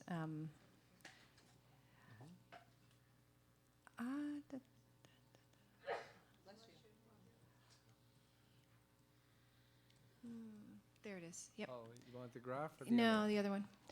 This one's backward on me. Here we go. Almost. Oh, It's the pink one. Oh, I bring it back. 16, yeah. It's There, fine. that's our friend. So I would just ask that when you do this slide sometime in the future, because this often appears, that we put some asterisks. Sue mentioned this in her remarks, but it's really actually a pocketbook issue for every single person who pays taxes in the city of Albany. I believe it was 14, 15, and 15, 16 tax levy increases were completely 100% rebated. So there was actually zero impact on somebody whose house had the same assessed value in, I believe it was those 2 tax years, because every penny of additional taxes you paid to the state of New York, you got a check back from the state of New York. So in fact, our meaningful tax increase was substantially less than that chart makes it appear. And I think that that's an important thing for us to, as taxpayers, it doesn't affect the budget and the amount of money we have to spend here in the School District of Albany. But from a taxpayer's perspective, it is an important element. So thank you all. We will be having a meeting on next Wednesday, April 12th at 8 p.m. And the reason is it is at 8 p.m. and it will be noticed duly by our board clerk, Ms. Tibbetts, is because the Passover holiday is over at sundown. So that is why we are doing it on Wednesday evening, not on, for example, Tuesday evening, the second Seder. So we will convene again, and you can rest assured that we will be voting on a budget for those who are interested. That is what we have to do that night, and that is what we will do. So, Is our time up? I have a more question. I didn't know if we're going around. Sure. Okay. There's a possibility we may get the receivership money. I imagine that would be in the next fiscal year. How would that potentially impact anything? Approximately $500,000 of that is already owed to us and on the books is being owed, that we were just never paid. We submitted the reimbursement and we never got paid. So that's the first $500,000. And then whatever comes in after that, it is a grant. So if the money comes in, it can't balance the general fund. You have to add new programming, probably add Hackett specifically. So we can deal with that as a grant, just like when grants come and go. If the money comes, we'll build a program. Ms. Smith. So just a question. So we're going to get an answer to Ms. Savage's question at some, okay. And then, yeah, and the other thing is, do we want to, well, I guess Jen answered it. The only places to cut would be those, you don't want to go there? Okay, well, okay. I know we don't want to cut. But I heard you also say what the future looks like. Right. Not staying under the So, tax cap. you know. All right. All righty. Thank you, Ms. Primero and Mr. Hogan. Oh my goodness. Oh, the chair collapsed.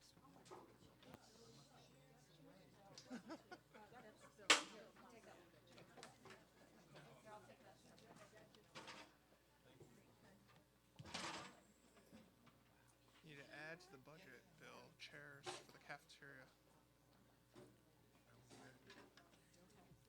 That was very exciting, actually. Yeah. Or not. All right, we are now moving on to a discussion of the academic calendar.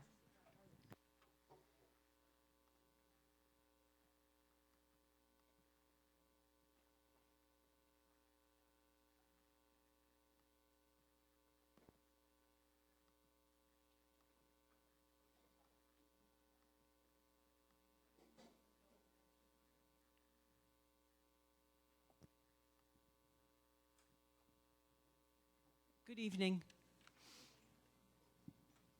Good evening. There is no presentation. You should have the calendar in front of you, the proposed calendar for next year. As you may know, we have a very tight calendar in our district because we have contractual days that have to be attended to. So this calendar pays attention to the 16 contractual days that APSU members are entitled to, and those days are in a bold block shaded gray. So those are the 16 holidays. In addition, recess days are marked as well. So for example, in December, the district office will be closed the 25th, 26th, 29th. It will be open the 27th and the 28th, but no children will be in attendance or teachers. The days shaded in gray are professional development or conference days. These represent both the contractual teacher PD days and conference days, superintendent's conference days. On November 22nd, the day before Thanksgiving, we have always traditionally had a parent-teacher conference day that day, and we have continued with that. You will see in May that there are some squiggly boxes around 3 days. Those are our 3 snow days. We're very grateful that we had those in the calendar this year because this was such an unusual year. Those days will be days off if we don't use any snow days, but they are instructional days if we do use snow days. Regents exams are marked with a little asterisk, both in January and in June. And I think that actually really covers it, and I'm just open for any questions you might have. I'm going to start on the other side now. Mr. Bruce, anything? Ms. Lang. Ms. Roach. I just had a quick question, and it was regarding the other important dates section of the center box on the calendar. I noticed that you've listed the holiday recess in December and the spring recess in April, but I don't see the February break listed. Thank you. Okay, thanks. Dr. Chichur. I mean, in view of the multitude of people who've been coming in the past board meetings asking for at least 1 or 2 Islamic holidays, are we? So is that? the calendar was well on its way in development. We developed this calendar collaboratively with the three unions meet. So I have the union presidents and another representative with them, and then Deborah and I sat on the committee as well. So those conversations were well in advance. We did try to look at it. The challenge is that because it would be a new holiday that we would be adding to the calendar, and we know that we have a very tight calendar, we really need to do a study. And the challenge comes because the BOCES calendar comes out yearly. They don't give us a projected BOCES calendar for years. But we are thinking that what we should do is a study down the line to see in the future if we might be able to fit an additional time in. These are the days that we've always had. For example, in 1718, we don't have a day off for Yom Kippur, but yet somehow we still used all the days that we had available, even having to begin school on August the 31st to get our contractual days in. So what we would like to do is have calendar committee develop a little subgroup when we're not under the gun of developing the next year's calendar, to look at the holiday calendar schedules, because those do exist for years out, and see how it might fit guessing on the BOCES calendar, and come back with those results and see where we are. Can I interrupt just a second? I'm sorry. We met, myself and Videtta Sanders, principal of Pine Hills Elementary School, with the EMA, Dr. Elmi, and we had a really in-depth conversation around the high holy days for Islam. And when we met with him, we knew that we were right in the middle of the negotiations for 1718, but we promised him that we would bring this forward for 1819. And plus, this is one of those holidays that rose. In other words, it's not like every third Sunday in September. It's like Easter. It just kind of rolls around, but Easter tends to stay in a certain area. This one moves around because it's the beginning of the holiday and the end.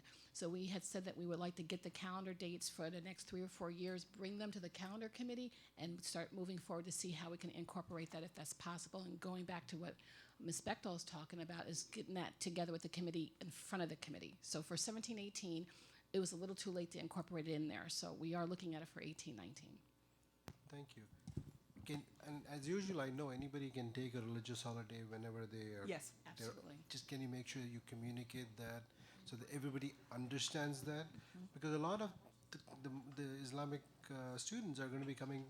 I'm sure a lot of them in the ENL population who may not be familiar with the district and its rules. So if you can just communicate that it's okay, you are allowed to take it.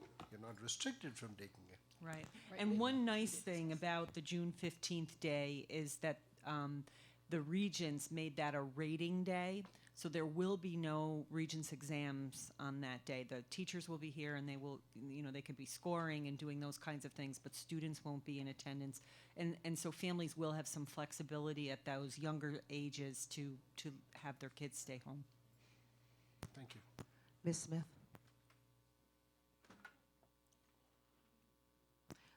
we can come back to you. Ms. Savage.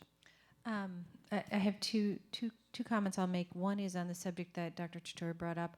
I would just like to make sure that whatever our decisions are made around the EADS, that it is a process-driven decision that would be applicable as our population is moving and changing all the time, and not based purely on people coming to board meetings and speaking. I mean, there really should be a set of rules around which we define all holidays, including Christian ones. Which ones are the ones that are important? Is the rule that we have a certain percentage of our students who celebrate that? Is it that our staff celebrates that? What is the rule? And I think we should revisit all holidays based on those rules and not just, so that's my one thing, and I would appreciate if it would be handled that way. And then my second thing is, I know I said this last year and we made some incremental changes, but I'm going to say it again, that this document that we are looking at is the #1 most referenced document by any Albany City School District parent. I imagine it's true for the staff as well. And it is, in its current instantiation, very helpful to the calendar committee in understanding how to put all these pieces together. But from a parent's perspective, you're like, oh, I just need to know whether my kid has to be in school and whether I need childcare. So I would recommend that maybe we ask the communications department to do like a parent calendar version that's really just clean and crisp and helps us understand. And maybe there has to be 2 versions. Maybe there's a high school one and an elementary one. I don't know. But I know that even this year, because I know you made some changes this year, I still got a lot of questions like, is there school the day before Thanksgiving or is there not school the day before Thanksgiving? And so we really need to crystallize that for our family, because this is it. This is the thing people look at 100 times more than anything else. We did actually have 2 calendars last year. I'm glad to hear that. It was really not better, I think, for staff. There was confusion because it was like 2 which is the calendar, which isn't the calendar, and so internally, I think it actually caused more. So what I tried to do when I went in is to make it as clean as I possibly could and clear without it being too, I don't know, loaded down. We can do an additional one, though. We've done it in the past. Ms. Smith. Yes, I also wanted to just ask if the committee could look at doing something a little different or addition. So the big, nice, pretty calendar that you flip over, that we acknowledge the Muslim holidays and some of the other holidays that are important to members of our community in that document, where there's a description, regardless of days off, that there's some teaching and learning going on in that document. And I see Mr. Lesko in the back and having taken note. So I have 2 things about the calendar.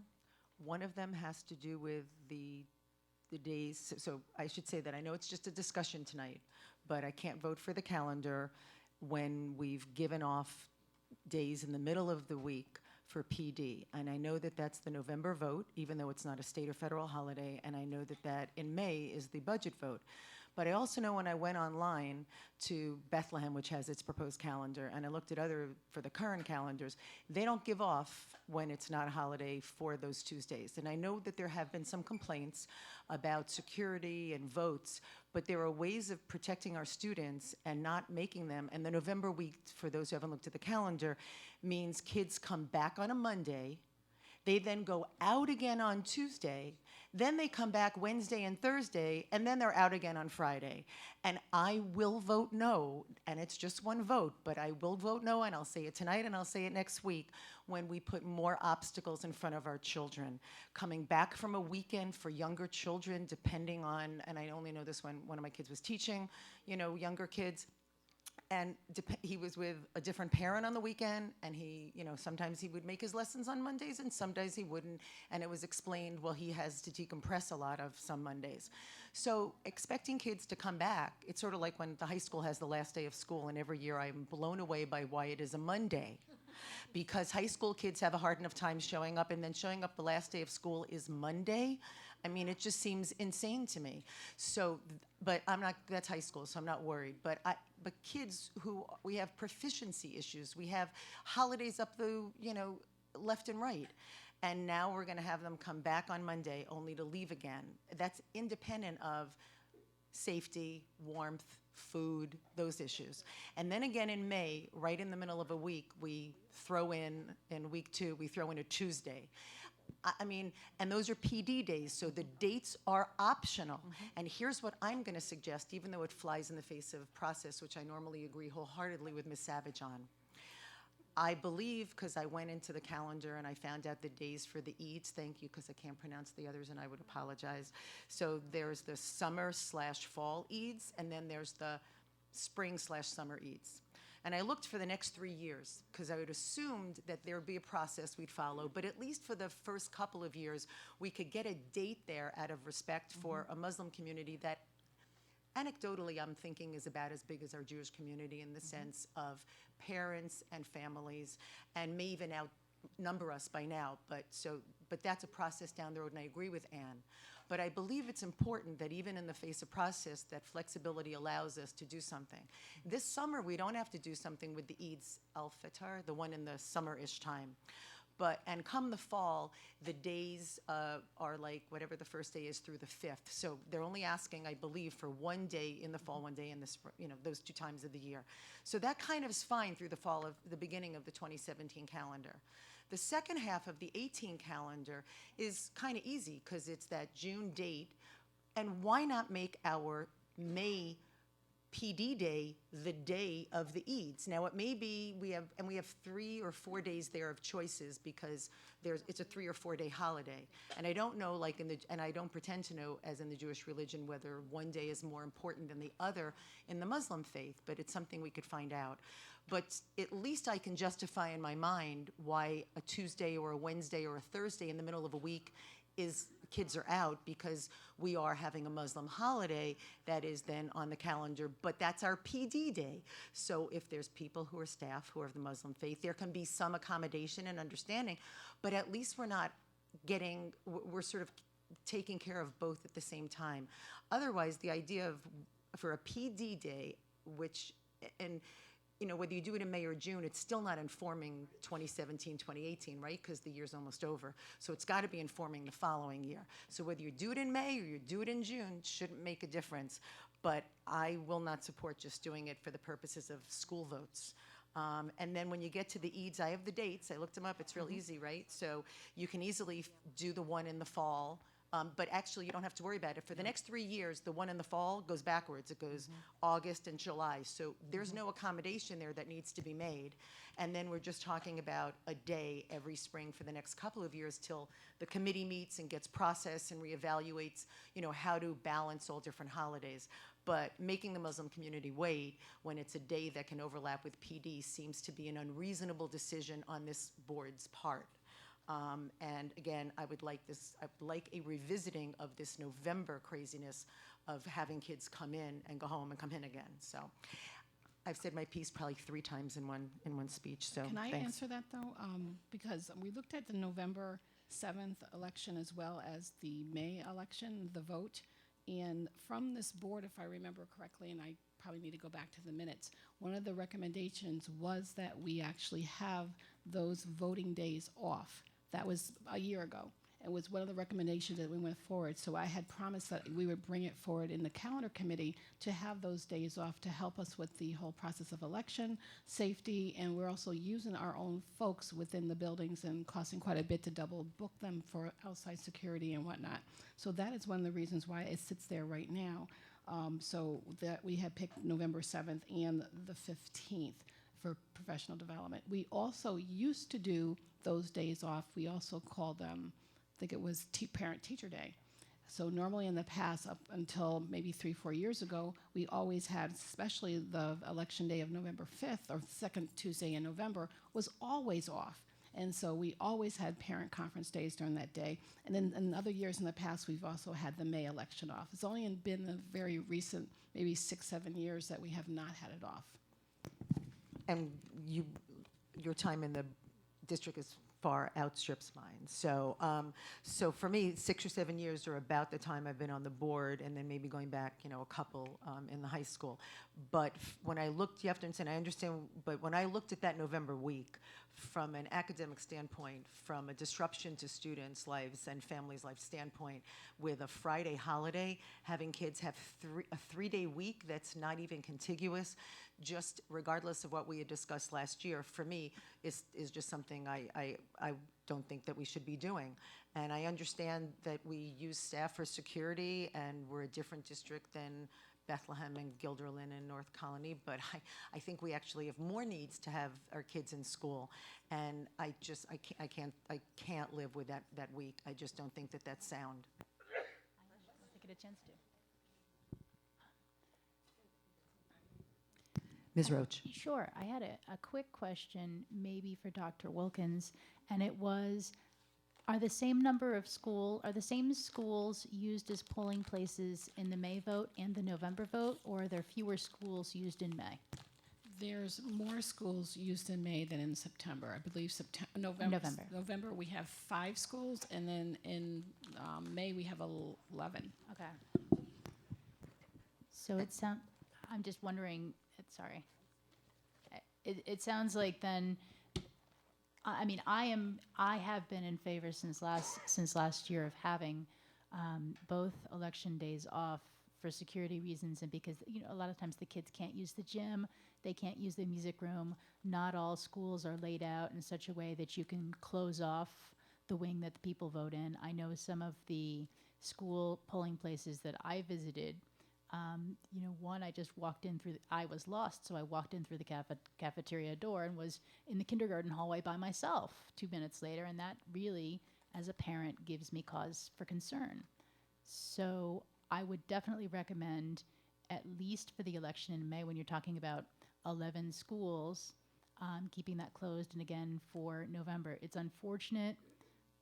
It's unfortunate that this year Veterans Day is observed on the 10th and Election Day is on the 7th, but it doesn't look like that's going to be the case.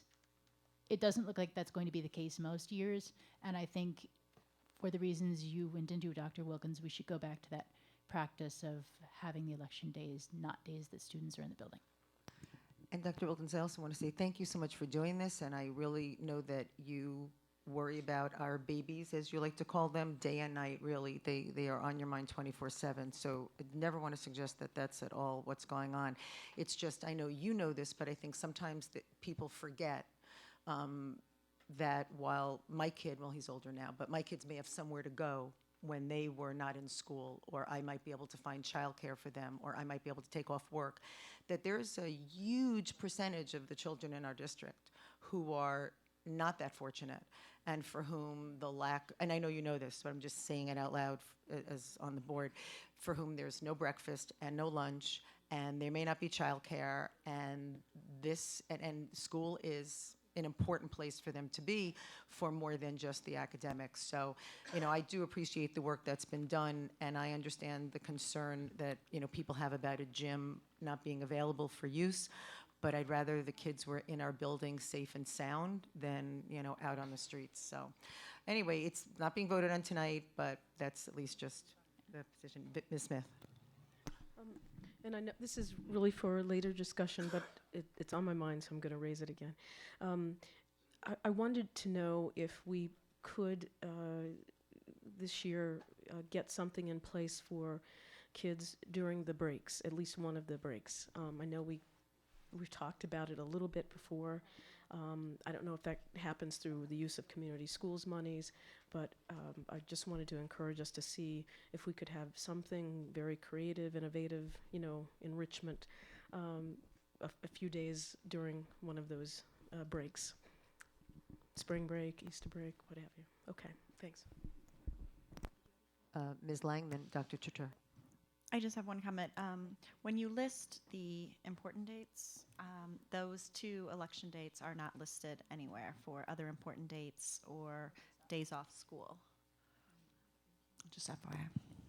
Dr. Chator. Is there any reason why we can't have PD on election day? Pardon me? That's what there is. There's PD on both election days. That's how that's what they're doing. So the 22nd, where it is? So no. Sorry, I should say parent-teacher conference. Well, they're doing PD. We have it down as PD right now. It could be anything, could but be. they made it It could PD. be. so. Because parents have to come to the school anyways, most likely to vote, so. In many cases, yeah.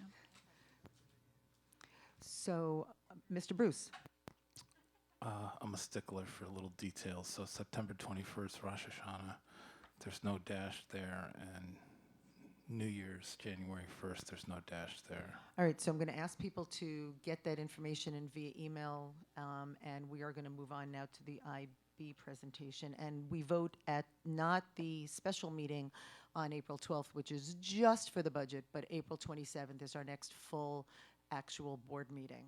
And then that is when we will vote on the calendar. So April 27th, isn't that what it is? 27th. And so now IB.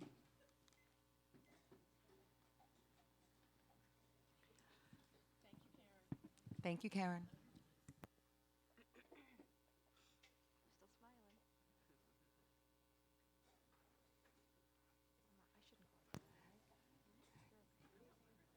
Good evening. Good evening, everybody. If you could, Ms. Ghetto, if you could introduce.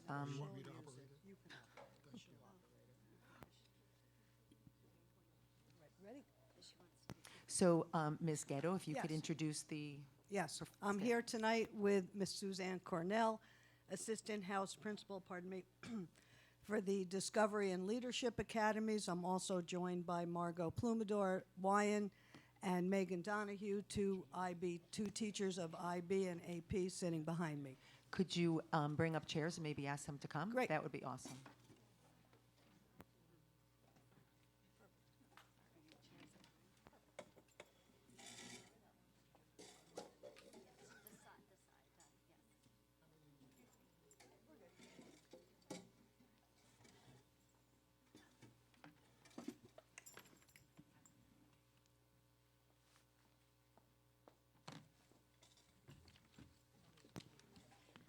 All right, Suzanne will clap. Welcome, Ms. Donahue, and welcome, Mrs. Wyan. All right, here we go. Go ahead, Suzanne. All right.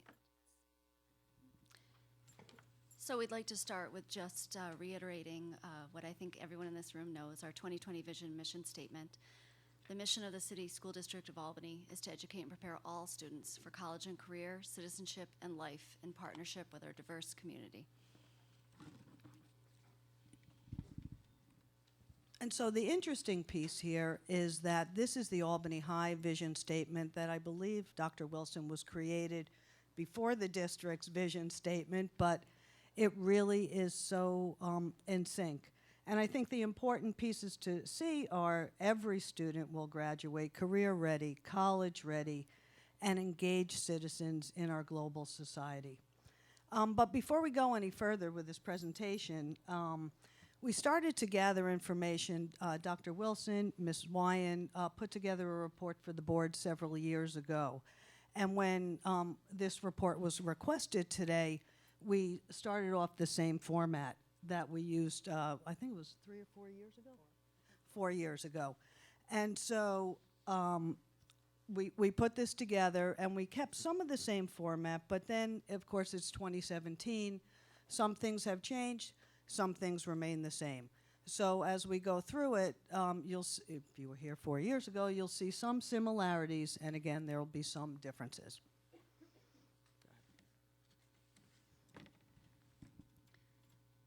So our first two slides that we're going to take a look of are graphs, which are the summary of enrollment data by number and race. The first bar graph shows our total, how our enrollment has changed over a 3-year trend. And as you can see, it has increased in the past 3 years from 2,100 students in 2014-15 to over 2,400 students this current school year. This is an increase of 340 students in 3 years. When we look at the second bar graph, the IB participation, the number of students by race, the overall enrollment overall in the IB program has decreased from 308 students in the 2014-15 school year to 237 students in this current school year. This is a decrease of 81 students in 3 years.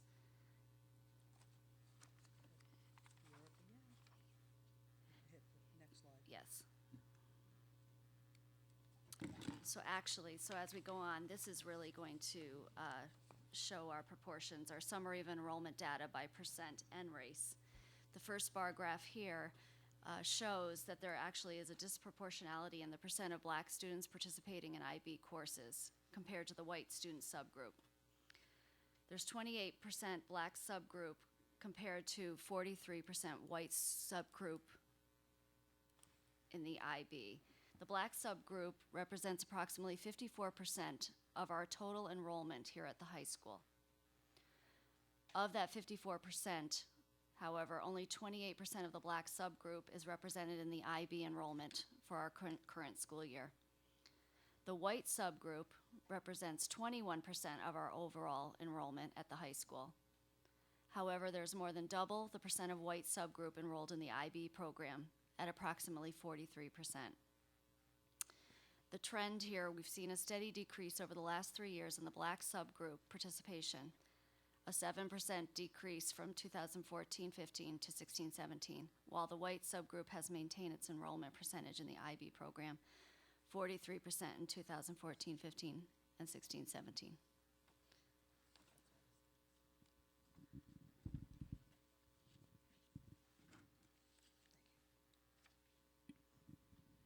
I'm going to talk a little bit about expense right now. Although what is broken out in the expense for the coordinator is at not at a new teacher rate, it is at a experienced teacher rate, so it wouldn't be what you would see for new teachers. And that is the salary. We do cover some of it with stipends.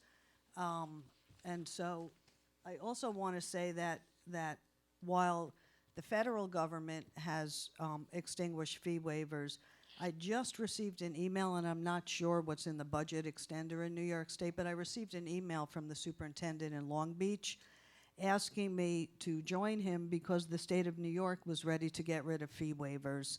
I'm not sure because the New York State budget has been so fluid. I'm not sure that that's in it. I'm not sure. Margot just asked me AP. It is AP and IB. For the feds or the state? The feds. Right. The feds have not waived fees for AP or IB. I'm not sure in the state budget because the superintendent contacted me just regarding IB. So we're talking about cost. Do you want to go to the next slide? Thank you. I know some questions came up about why the arts pathway, and Margot, do you want to talk about you surveying the kids a couple of years back? Can I just ask you, if you're not going to get to it, while you're doing this, if you could give some history now that Ms. Wyan is here, because I'm the only one who was on the board then as to the work that Dr. Wilson Turner and Mrs. Wyan did back then when we realized that, how it came to be that we could not have the singleton programming that we did, and you went to actually extending the day. And that wasn't in any of the slides, and I think that's historical that people need to know sitting here to understand what we did to, and this is obviously biased when I say it, but to save the program. Right. And a big part of that was a fiscal concern, right? Right. Well, both, I think, both, really, because you don't want to have, as we put it, the IB tail wag the scheduling dog, right, if you're talking about smaller numbers. And you also don't want to offer sections of like 4 and 5 kids when something's small, because we have high needs students in our district and we want our teaching resources to be used for our students with the highest needs. Obviously, you're not going to try to offer small sections wherever possible. So we did a lot of co-seating, and there's a slide later that she has on there that shows all of the co-seats that we have. We really eliminated things where there wasn't a high demand, and we saw the diminishing enrollment in the biology track, and we also had in the arts and the fine arts high levels of success of students earning the diploma, particularly students who maybe would struggle with their IB classes. This sort of gave them a reprieve and a better shot at earning the full diploma, particularly our students of color. And so we decided to push that art track HL as our main option, which changes sort of the dynamic of the diploma in terms of what we had to offer. In order to earn an IB diploma, you have to take all 6 classes 3 of which must be at the higher level, 3 of which can be at the standard level. You can do a 4th higher level, but most people don't recommend that. This is high enough pressure as it is. They also have to do their extended essay, community service project, and take 2 years of theory of knowledge, TOK. There's 6 subject areas essentially: your primary language, secondary language, social studies, experimental sciences, mathematics, and the arts. The arts are technically optional in the IB diploma. And in our first rendition, you heard some of the parents talk in public comment about their kids' experiences. Back then, we had biology as our higher level and didn't do the arts except as an elective. And elective is sort of a misnomer in IB, which we've explained to past boards. Elective just means it's your one course you get to choose in order to fill out your 6. So sometimes it was art, sometimes we had music one year, psychology, which we've co-sat with AP Psych, economics we co-seat with AP Economics. I think that was probably it. And maybe had one student maybe double up in a language if the scheduling worked out for them. So once you force arts to be an HL that you have to take in order to get the diploma, no longer do you have arts as optional. Arts is part of your diploma. And so that facilitated elimination of some of the other electives. And we co-sat a lot of these classes, again, for the scheduling concern. And there was an emphasis, and I believe I'm misspeaking, Dr. Wilson Turner, that we wanted to, or your proposal was, that maybe we de-emphasize diploma, even though we see that it has high value and emergent properties for kids to take the whole diploma, that the emphasis was, let's get as many kids into these certificate classes as possible. The co-seats can accomplish that. And so we were sort of tasked with getting more kids into it through the co-seat and de-emphasizing the diploma, still providing a track for it, otherwise you can't have the program. So to that end, I think, is that basically what you wanted? Thank you. At Okay. least if people have questions, they know what to ask them of now. They can say, like, you mentioned wagging the tail. Now. So thank you. You laid it out in a lovely, concise way. Thank you.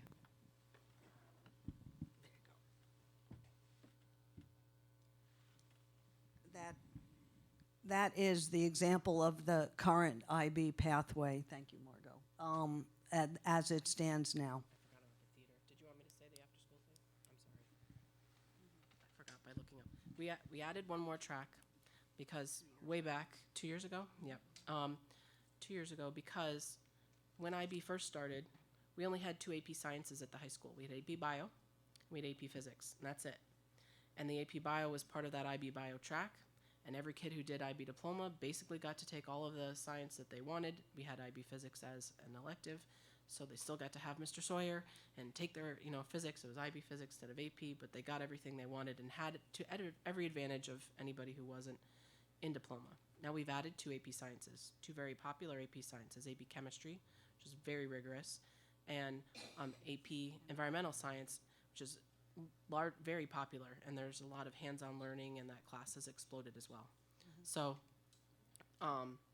now, in order for a student maybe to be able to take advantage of those other sciences, we created this after-school theater, co-seated with the program that was already after school with Mr. Dales. It's very flexible, and so students enrolled in that program potentially have more holes in their schedule where maybe if they're lucky, the AP Sciences will land in a spot where they get to take them. Sometimes they don't, and we've often talked about, every student can't have everything they want, and that's a sacrifice that we have to sometimes make. So students will have to weigh for themselves, is this the schedule I want to take, or is this making too many sacrifices? I want more science, so I can't do my full diploma. And that's really kind of where a lot of decisions have been made lately, I think, on the students' part. This is just an example of the COSAC courses this year. You have a full breakout over several years in your report. Right, next slide. All right. The future of the program, I'm going to lay out a few options, and then Suzanne's going to talk about a program review that IB itself is scheduled to do in the fall, which may shed even more light on decisions that you'll make tonight in the future or whenever you make them. So, I just want to point out that we have a myriad of UHS courses, university and the high school courses that students can also take. If we go back to our vision and really wanting our students to have at minimally contact with 6 college credits, university and the high school. You have AP courses. You have college credit embedded in your CTE pathways as well. I didn't put that down there. Just the other day, I had the privilege of being in an AVID 10 class and the privilege of being in Margot's TOK class earlier in the fall. And what I saw was I'm sorry?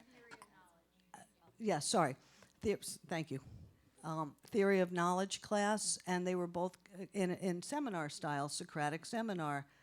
And it dawned on me that our 10th grade students in AVID classes are very prepared for TOK. And so I'm not sure, Karen, when you did the last AVID presentation, but we have feeders coming up through the elementary schools, through the middle schools, and I put down here in the year 1920, that school year, you'll have over 100, 2020. Right, that's it, thank you. I didn't put the other number down, sorry. Thank you, math teacher. You'll have 100 students in 10th grade AVID. And so that's your potential. If you choose to grow the program, if you choose to continue down a path, there will be a ready pool over time. To Suzanne's point, to Margot's points, I think that it is an option for all our students. And so being ready for that option is really critical. So I was looking at that. And I do think all of this in combination with the program review next year will shed even more light and you'll be able to provide feedback. And to that end, if I could be so bold, I would recommend that we continue as an IB school, definitely, and really work towards other ways for access and program sustainability.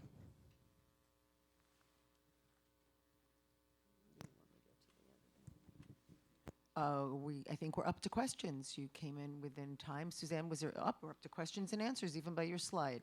I started that way this time. Dr. Chator, start with you. Yes, I'm sorry. And based on the time and Vicki telling me and Ms. Savage, now that we're not on budget, we're going to go one question at a time, and then we'll go back around again when Thank we you have for time. the presentation. But even with one request I'll make is these slides are going to be on board docs for publics to access to. Even with my screen here and my glasses, I can't read those slides. Okay? And I usually don't like to use these, but I tried them and they don't seem to work. So that's one thing. When I look at the expense estimate that you have on here, you talk about a IB coordinator at 50 to 60 grand. Is that somebody we're actually paying at this point in time? It's a portion of someone's salary. We turn around and replace it with some stipends where we can. I will say, you're not gonna love this, but when you have the number of students that we have in the program right now, I question the viability of a full-time coordinator right now. Okay. Or that, not even full-time, but of that proportion. Ms. Roach. I wondered if the International Baccalaureate required any special training or certification of its teachers, and if so, how many Albany High School teachers currently have that certification? The answer is yes. Yes, they absolutely require it. They have to go to an IB accredited training. They have different levels of training, so if you ever end up seeing that on a budget item, for someone's training, level 1 training is when somebody hasn't taught the course before. Level 2 is second time around when you've taught it and you have different questions. Generally, after going through it 1 year, you're going to have different questions on how to incorporate this or that, or I had trouble with this project, how did you do that with your students? And then a level 3 are really the nuanced things. like theory of knowledge, the TOK class Ms. Ghetto mentioned, is that component is really supposed to be brought into every IB class. You're supposed to be sort of philosophical and step outside yourself and overcome the teenage tendency to be egocentric, you know, and think that the world revolves around you. So that's some of the exercise we do. In almost every class, you're forced to look at things from multiple perspectives. So you get training sometimes at a level 3 when you've really been doing it a while and think of yourself as an expert. There's always more to learn with IB. So yes, it's required. And in terms of numbers of staff, a few years ago we had a grant come our way. I would say that was about 5 years ago. And we had large, a magnet grant, funding where we hosted an IB training. So many of our teachers got trained. I don't have an exact number because we've had a lot of retirements over the past 5 years. But in terms of teachers remaining trained, I would say we're on the order of 50 teachers trained, and that's partially because of the co-seats that we did. For example, Algebra 2 Common Core is IB Math SL1, so the first year of a 2-year sequence. Every teacher that teaches IB Math SL should be IB trained so they can add, and they do, add IB-style questions into their assessments. So that's just one example where somebody who's teaching a Regents class is really actually teaching IB to our kids, and that's how we managed in the co-seats to reach more students with that sort of IB style of instruction. The idea is sort of trickle down. Thank you so much. Yep. Ms. Lang? I think you had said that one of the reasons you had gone to the theater and art track was you thought that would have increased children of color into the program, but it looks like it's decreased. So I was wondering what was miscalculated there, or what? Total numbers in the diploma have decreased. Can you hear me okay? Or do you need, no, I need, okay. You need to speak into it because it's Total- recorded. Oopsie. Total numbers in the diploma program have decreased. I would say the number of diploma students has remained relatively the same, and the proportion of that small number actually has increased in students of color. Our current senior class has 9 students going for diploma. In the past couple of years, we had like 4 and 6. I think a few years back, I remember Sue bringing up, we had like 2 kids earn it out of the 4 that we had. So 9 this year, and of those 9, 8 are students of color. Helen, you met Helen. She's the one student. That's white. Everybody else is African American in that group.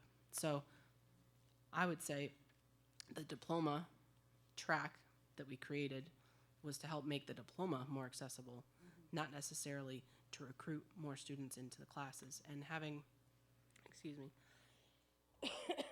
surveyed the students and concern over numbers, because we do only have that one girl you also met who's a junior. And as I see it for next year, if I can spill the beans, I don't think there are any diplomas coming in. So we really do, we are at a crisis point for diploma, and we really need to think about looking at it in a different way. So some suggestions that were made by the students were to look at history courses, history options, maybe history classes and options that aren't just traditional European history. And the kids said, I want African American or Asian history as my history option as a senior. We don't have that anymore. We used to have one, Mr. Moultrie. We don't have that class anymore. We have African American women's studies in the English senior symposium style, which that's tremendously successful and has provided an opportunity and exposure to different cultures for many of our students of all races. They said, you have to make something that we want to come to. And these are the kids that were dedicated enough to jump through the hoops and do it anyway. My girls that were here tonight, they were some of the ones talking about that. So it's something on the horizon that we have to really, in our program evaluation, look at. And we can't plan and build on what's happening right now. We have to build and plan on the 8th graders coming through in the AVID to talk to, Dale Ghetto's speech about the AVID kids really having the potential to take advantage of this, and also the freshmen, because our course building thing is not a 1-year process, it's a 2-year process. Whatever we decide right now, even if you wanted to invent something in this moment, couldn't happen next year. Right now, you could only decide something for 2 years down the line, because right now you plan for things for next year's course book, or the course is offered the following year. So everything is a 2-year process. So you can only build it and watch and see what happens. And sometimes it works and sometimes it flops. I think the theater worked for the senior class, and then it started to not work so well for some other kids. So, you know, we have to reevaluate. That program evaluation process will help us do that. Mr. Bruce. Can you help me balance the 318, 237 number with the 9 and 2 and 6? I'm just trying to understand. So that like the high numbers, those are the total numbers of students who are receiving IB instruction in some course or another. So whether just 1 or 6, but it's everybody who's receiving any sort of IB instruction, whether it's, you know, in that Algebra 2, or all the way up to taking just TOK as an elective. They could be taking just one class. They could be taking the full diploma. Then the 9 and the 6, those are the kids who are doing all 6 for 2 years, only IB.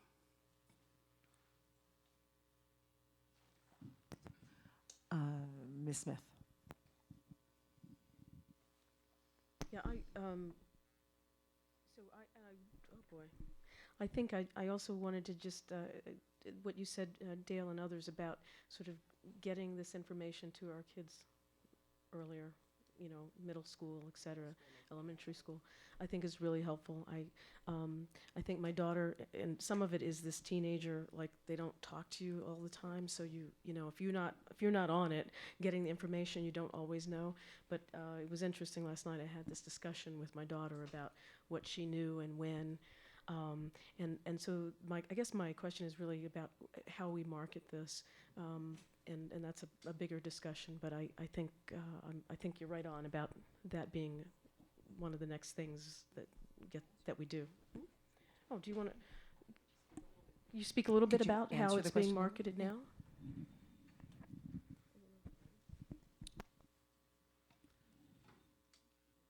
I would say that we have our curriculum nights here where we get to have our booths and things where parents can come and ask questions. Some years in the past we've had middle school presentations where we get to go down and speak to the middle school students. I wasn't a part of that this year, but it may have happened when I was on maternity leave. I don't know.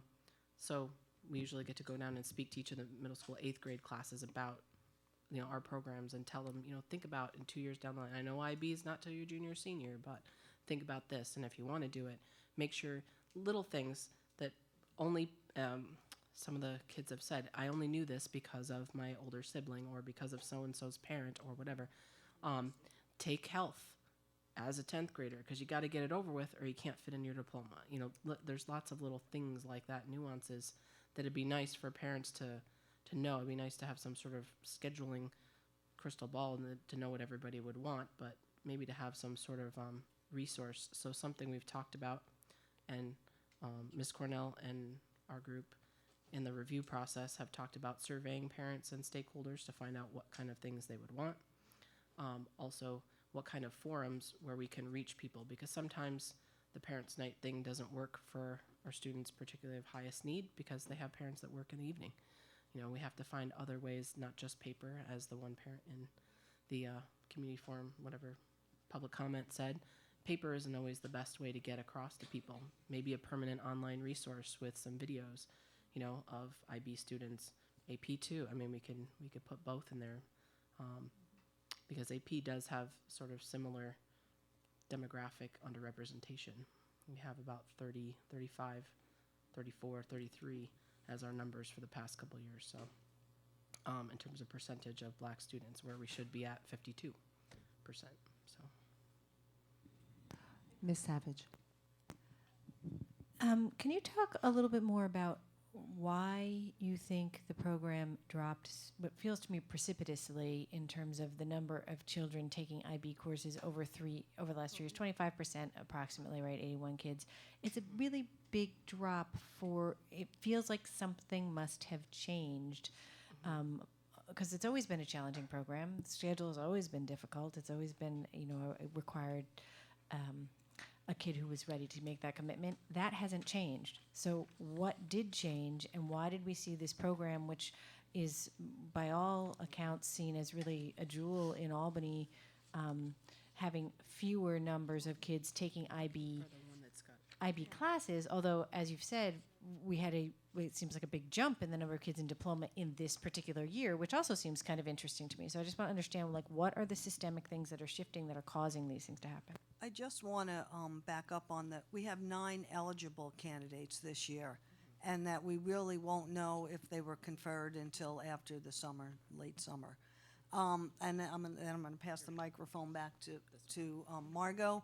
But to your question, Ms. Savage, I think we offer so much at Albany High School, and that students are choosing other options, whether it's the arts. We've built up a digital media program. I think sometimes when adolescents go and they meet with their counselor, and they choose some of our other new and exciting, digital filmmaking, TV. Yeah. Yeah. Yeah. Yeah. Oh, yeah. So forensics, right? Double that teacher. The 80 number is in terms of the total number of students receiving IB instruction, period. Not necessarily students going ahead and pursuing the certificate or diploma. So when you talk about... Can I just one more point of clarification with that? Because I just want to make sure I've got it. 'Cause Ken asked the same question. I Yes. didn't get it. You said students receiving IB instruction. Mhm. If the class is co-seated, is it like in college where there's 2 different course numbers for the same class? Not anymore. Okay, They're so in you one. you don't know whether the person intended to be registered for IB or just landed in the IB. Right. You do know that? Well, No, I'm talking about for these numbers. In that first year, you don't know who's going to do what. And part of that Okay. is purposeful, because we don't want kids to pigeonhole themselves and already make the decision. We want them to experience it, push them to everybody to that higher level, and then they can decide in the second year whether to pursue it. And the reason why we say second year is most of the courses are a 2-year sequence. So co-seated really doesn't mean co-seated the way I think of it as a college class where you'd have philosophy 101 co-seated with theory of knowledge 101, 2 different classes, 2 different course numbers. It's just one class that has IB influence Yes. in it. Yes. Yeah, I guess if that's what the meaning is in college, yes, different. And to clarify that, because I'm next in the sequence of who asks questions, so is that the counselors, I know from personal experience, right, will say that it's good to have on your application, even if you're not a certificate or a diploma IB student, that colleges like to see what your school offers and to know you availed yourself of them. So to sort of answer your question is there are students who will take a co-seated class so that their transcript will reflect IB on it in addition to anything else they're taking. And they are factored into the high numbers you will see of, let's say, an 81% precipitous drop is only a percentage of that, a huge one, given the 7 or 9 or 4 that are diploma possible. Of that, there's the overwhelming majority of those kids are not in the diploma program, but were sitting in a class that had dual, either because it fit into their schedule and it came that way, or because they wanted intentionally, they told their guidance counselor, I'd like to be able to have it in my transcript. And then to further clarify, I think to help you with that, the numbers that you're talking about, not just this tiny number of diploma, but the number of students who are pursuing the test. So actually registering with IB and either paying or getting fee waivers, subsidy to take a test. Those numbers have remained relatively constant over the past 6 or 7 years or so. We had a nice high bump. I have a pretty little graph. I could give it to you guys later. Or but can you also say out loud what, Yeah. you can put it on board docs, but say out loud what the numbers are? Sure. So in terms of, where do you want me to start? How far back do you want me to go? Okay. So, well, in the past 3 years, you had 7 total diploma kids in 2015, because there's 2 anticipated and 5 in their diploma year, and 29 certificate level students. In 2016, you had 12 and 6, so 18 total diploma track candidates and 33 certificate track candidates. And then 2017, you have 10, 1 in the junior year, this is the kid that you met, and the 9 eligible. So 10 total diploma track kids and 33 certificates. So 29, 33, 33 stays relatively the same. 7, 18, 10, we kind of did a little bump and a slump. Certificate, Is taking one course. Even if you just take one course, so long as you take the IB exam And complete the internal assessment. and do whatever all of- else you all need the to other do. projects, Just yeah. one course will make you a certificate as opposed to if you just put it on your Right. application. Okay. Right. great. So you have to follow through and you actually get a score the way you would with an AP. So now it's, do you want something else? Oh. So I will wait till the next round because I spoke a lot. So Dr. Chatur. I noticed that the IB biology and IB math went away a few years ago. Why did we never replace those teachers? I mean, in the capital district, with so many universities and hospitals, I would think that math and biology should be very important for kids' career choices. I mean, it's local. You have the resources here. So what was the logic? In the scheduling process, that was because the requests were so low. In the last year that we offered that course was last year, the senior level of the biology. We started off having to offer it for that. Like we talked about that example of we don't want to run a section for 4 kids. We had to because all 4 were diploma, and our policy has always been you have to let somebody finish a diploma if they start one. So we had 4 students. Then we had 2 come in from abroad, one from Canada and one from Australia, who added into the program, and we ended up with 6 candidates. They came here because we had IB. Fortunately, biology fit in their track, and we ended up still with only a section of 6 as seniors. So because our requests were so low, and you think about what else does a biology teacher teach? Living environment. Living environment's one of the pathways to graduation, required class, and the numbers are high. It's not a good use of our money, basically, until you could get those request numbers up to the minimum 20 that we use as a threshold to offer those classes. The Math HL has actually the ability to co-seat with BC. Really, that's because the rigor of the course was so high, we haven't had really many students who could do it. Down the pipe, I believe there's like 7 freshmen who are double accelerated and taking BC as juniors. That might fit for them eventually because it will essentially co-seat with their BC and add a lab. It wouldn't be such a cost in FTE, but that's only a possibility. And it would also depend if they want it. They might not want it. They might want BC, and then like many of the other students do who are double accelerated, they go to SUNY and take another class there, take multivariable calculus or linear algebra. If we end up, eventually having lots and lots of these kids double accelerate, maybe we would eventually offer one of those university, the high school classes here, and that still for many of those kids would be what they would choose over the Math HL. But could it be co-seated, just like some of the other courses you have? Partially, because the Math HL is like BC calculus on steroids. Because that would still offer them that track, if that possibility was available. It would Right. depend on the numbers. You have to have the numbers to justify it. Ms. Roach? I was a little confused when you were reading the numbers off the graph because you were reading 3 numbers per year, and I think you said number of diploma eligible students, number of diploma students, and then number of certificate students. Can you explain the difference between diploma eligible and diploma? Anticipated, which is the first year of the 2-year pathway of diploma. Oh, so junior. So you're saying Juniors juniors in the diploma program, Seniors who in the got diploma who got a diploma, or who are in the diploma program? In the diploma program. Okay. And then certificates. We have Okay. other numbers for who actually earned them. That's another chart. Fantastic. Thank you for helping explain. Ms. Lang? How many students take the IB tests, or how many are planning on taking it this year? At 40 this year will be 43 taking exams. Actually, no, it'll be 48. I'm sorry, 48. What about the last 2 years then? I guess since we're going 3 year. Last year it was 59, and the year before that 33. Mr. Bruce? I'm still a little confused. So that 40-something number is our students in IB that are taking the test. The 218 number are students who are at least co-seated in a class that is considered IB or AP and AP. Right. So now they can take the test for IB. If they fail the test, do they get AP credit, or how does that? No, both AP and IB are test dependent. So advanced placement, AP is a college board like the SAT people.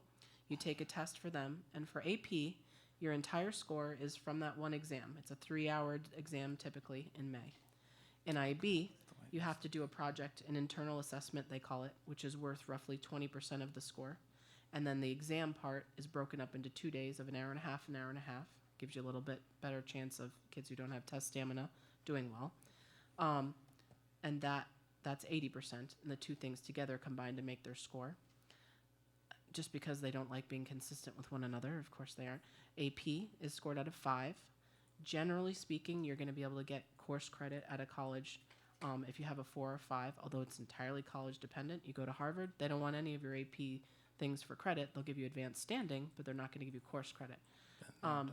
And then, say, for IB, it's scored out of 7, and typically 4, 5, 6, or 7 gets you credit, at least a 5, 6, or 7. So the difference between 40-something and 210-something, those are just people sitting in a class who are taking AP? And who may not, they might be taking AP, they might be taking a Regents course that's co-seated, like the Algebra 2. There's students who are either in the first year of a 2-year track, or they're co-seated. Generally, in the second year, everybody in that second year is taking the exam. Ms. Smith. Yeah, I wanted to go back to this marketing notion, but really to ask you, why do we know why some kids are just saying no to the diploma approach? Yes. You want to get it? Well, I mean, if you have some ideas. Or to IB period, like, no, I'm not having it. I don't think we have an issue of nobody liking the philosophy of it. Part of it is the full diploma is restrictive, and students want to be able to take a lot of things. A student who wants to take 3 or 4 music classes, for example, will never be able to do the whole IB diploma. So sometimes we have a student who's doing vocal music and instrumental music and, say, like Troubadours or one of our select groups. That's 3 music classes in their schedule. You'll never fit a full IB diploma in there because it's so packed.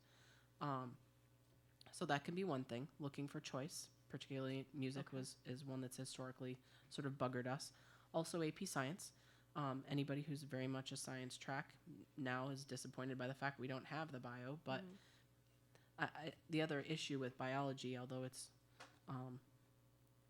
a very rigorous course, it's not the hardest one IB has to offer. Apparently IB Physics is something that like they recommend you don't even offer because no kids can pass it. That it gives the kids 3 years of bio in their high school career. Not everybody wants that. So, you take say an accelerated kid takes bio in 8th grade or maybe bio in 9th grade. They take one science in 10th grade and then they're stuck with bio. They don't get to survey everything. So that was another reason why we, the kids kind of said they wanted more science. It's hard to find an option that's achievable. We want something to be accessible for the students, particularly if we're going to expand it, which we want to expand it to students who maybe haven't been pushed this hard in the past. So the IB Physics lets them have that opportunity for biochem physics that most colleges want, gives them that survey of all 3 sciences, and they don't have to give up any one of those 3. Potentially, in the 4th year, they can take the AP environmental if it fits in their schedule. That's sort of the ideal for most of the kids. They really want that class. And that's what happened this year was the environmental sort of landed on top of the art, so the kids couldn't do the environmental class that they wanted. So they said, I'm going to drop this. I really want to take that environmental class. It filled up. I mean, that class is so full that they don't have room to add more kids to it. It's that popular. So part of it's the popularity of other things, and a lot of this is driven by popularity of teachers. I will say that we have had, other than me, which it's been 100% turnover in our instructional staff in IB, 100%. Even Mr. Smealy left and came back to it. So there's nobody left teaching it that has taught it before, and it takes a little while to, build up your minions again. Classes are driven by popularity of teacher, and that environmental class is very popular. So is the physics, very popular. Sorry, Margot, I had a sidebar over here. There's another reason as well, and that is that besides the rigor and the academic commitment, there's a volunteer commitment, and there's an extended essay commitment. And while some students would take an AP class, study, take the exam, and move on. These are other requirements. And again, you looking at seniors, they get senior year and then, oh, no, I'm not going to write that essay, or, oh, well, something's going on tonight. And, That did happen a few years ago. yeah. Ms. Savage.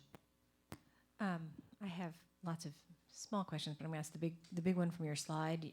Under your future options slide, you had the university and the high school program, which you mentioned. I didn't understand how that integrated with IB and how that was a benefit to IB, or is it an alternative to IB? It's an alternative Okay. to IB and another avenue to achieve the vision of Albany High School and of the City School District of Albany. Okay. And I would be derelict if I didn't. Oh, that's fine. It's just include the that. way it's listed, future options for the program, but it's not really a future option. It's really a different vision for A for different providing. option That's to fine. get you to your vision, our vision. And then I would just say, no, she says I can ask another question. I'm wondering why you chose to present the numbers in your slides that you chose to present. Because the numbers you present showed me a 25% drop in participation rates. But the numbers you read to me out loud look like pretty static or a little variability over the years in terms of who's taking the tests, and really pretty consistent over in diplomas. So it raised, and I know that there's serious concerns in the community about whether Albany High is really vested in this program. I mean, I think that's what I hear from people who are not at this table, but I get phone calls all the time. You know, the guidance counselors are telling my kid not to take it. Albany High doesn't care about IB, blah, blah, blah, blah, blah. Whether that's true or not, that rumor and perception is out there. And so to put these slides up that show me a 25% decrease in participation in IB, which now I understand is not really a 25% decrease in IB, it's a 25% decrease in kids who happen to be co-seated in a class that has IB, with the definition of co-seated meaning happens to be in the same classroom, just seems like a really strange choice when you had these other numbers you could have put up, and I don't understand why you would have made that choice and not the other. So that would be helpful for me to understand. Right. We asked for 3 years. Typically, when we look at 3 years, we look at a trend. And it is flat. And so it's the representation of who is actually sitting in the class at this point in time. We have 38. Okay.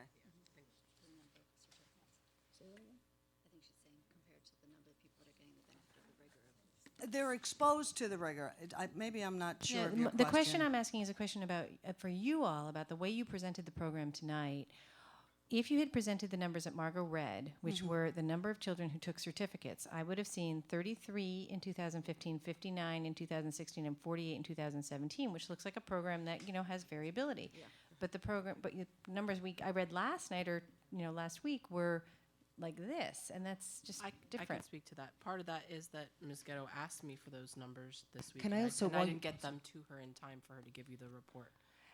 And can I also weigh in, because I know that there's been a lot of questions and confusion, and what I said to Ann is that when you don't have a kid in the high school, if you haven't had a child in the high school, and when your kids are younger, and you haven't had that experience, it may not make sense.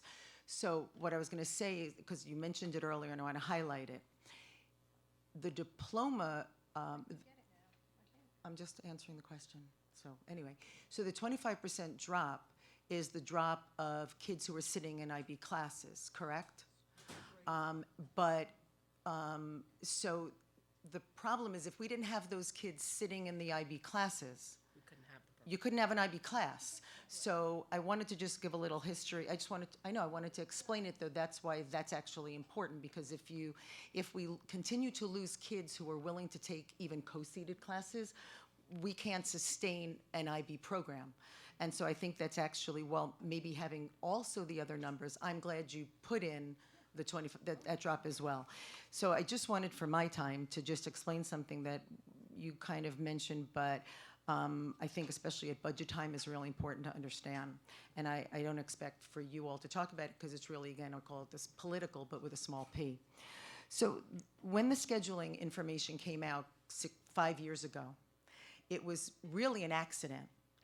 I was getting phone calls and people stopping me at various things, like in the park. I remember parents coming up to me and saying, my kid can't take this and my kid can't take that. And it wasn't IB, it was an honors class, a music class, an AP class.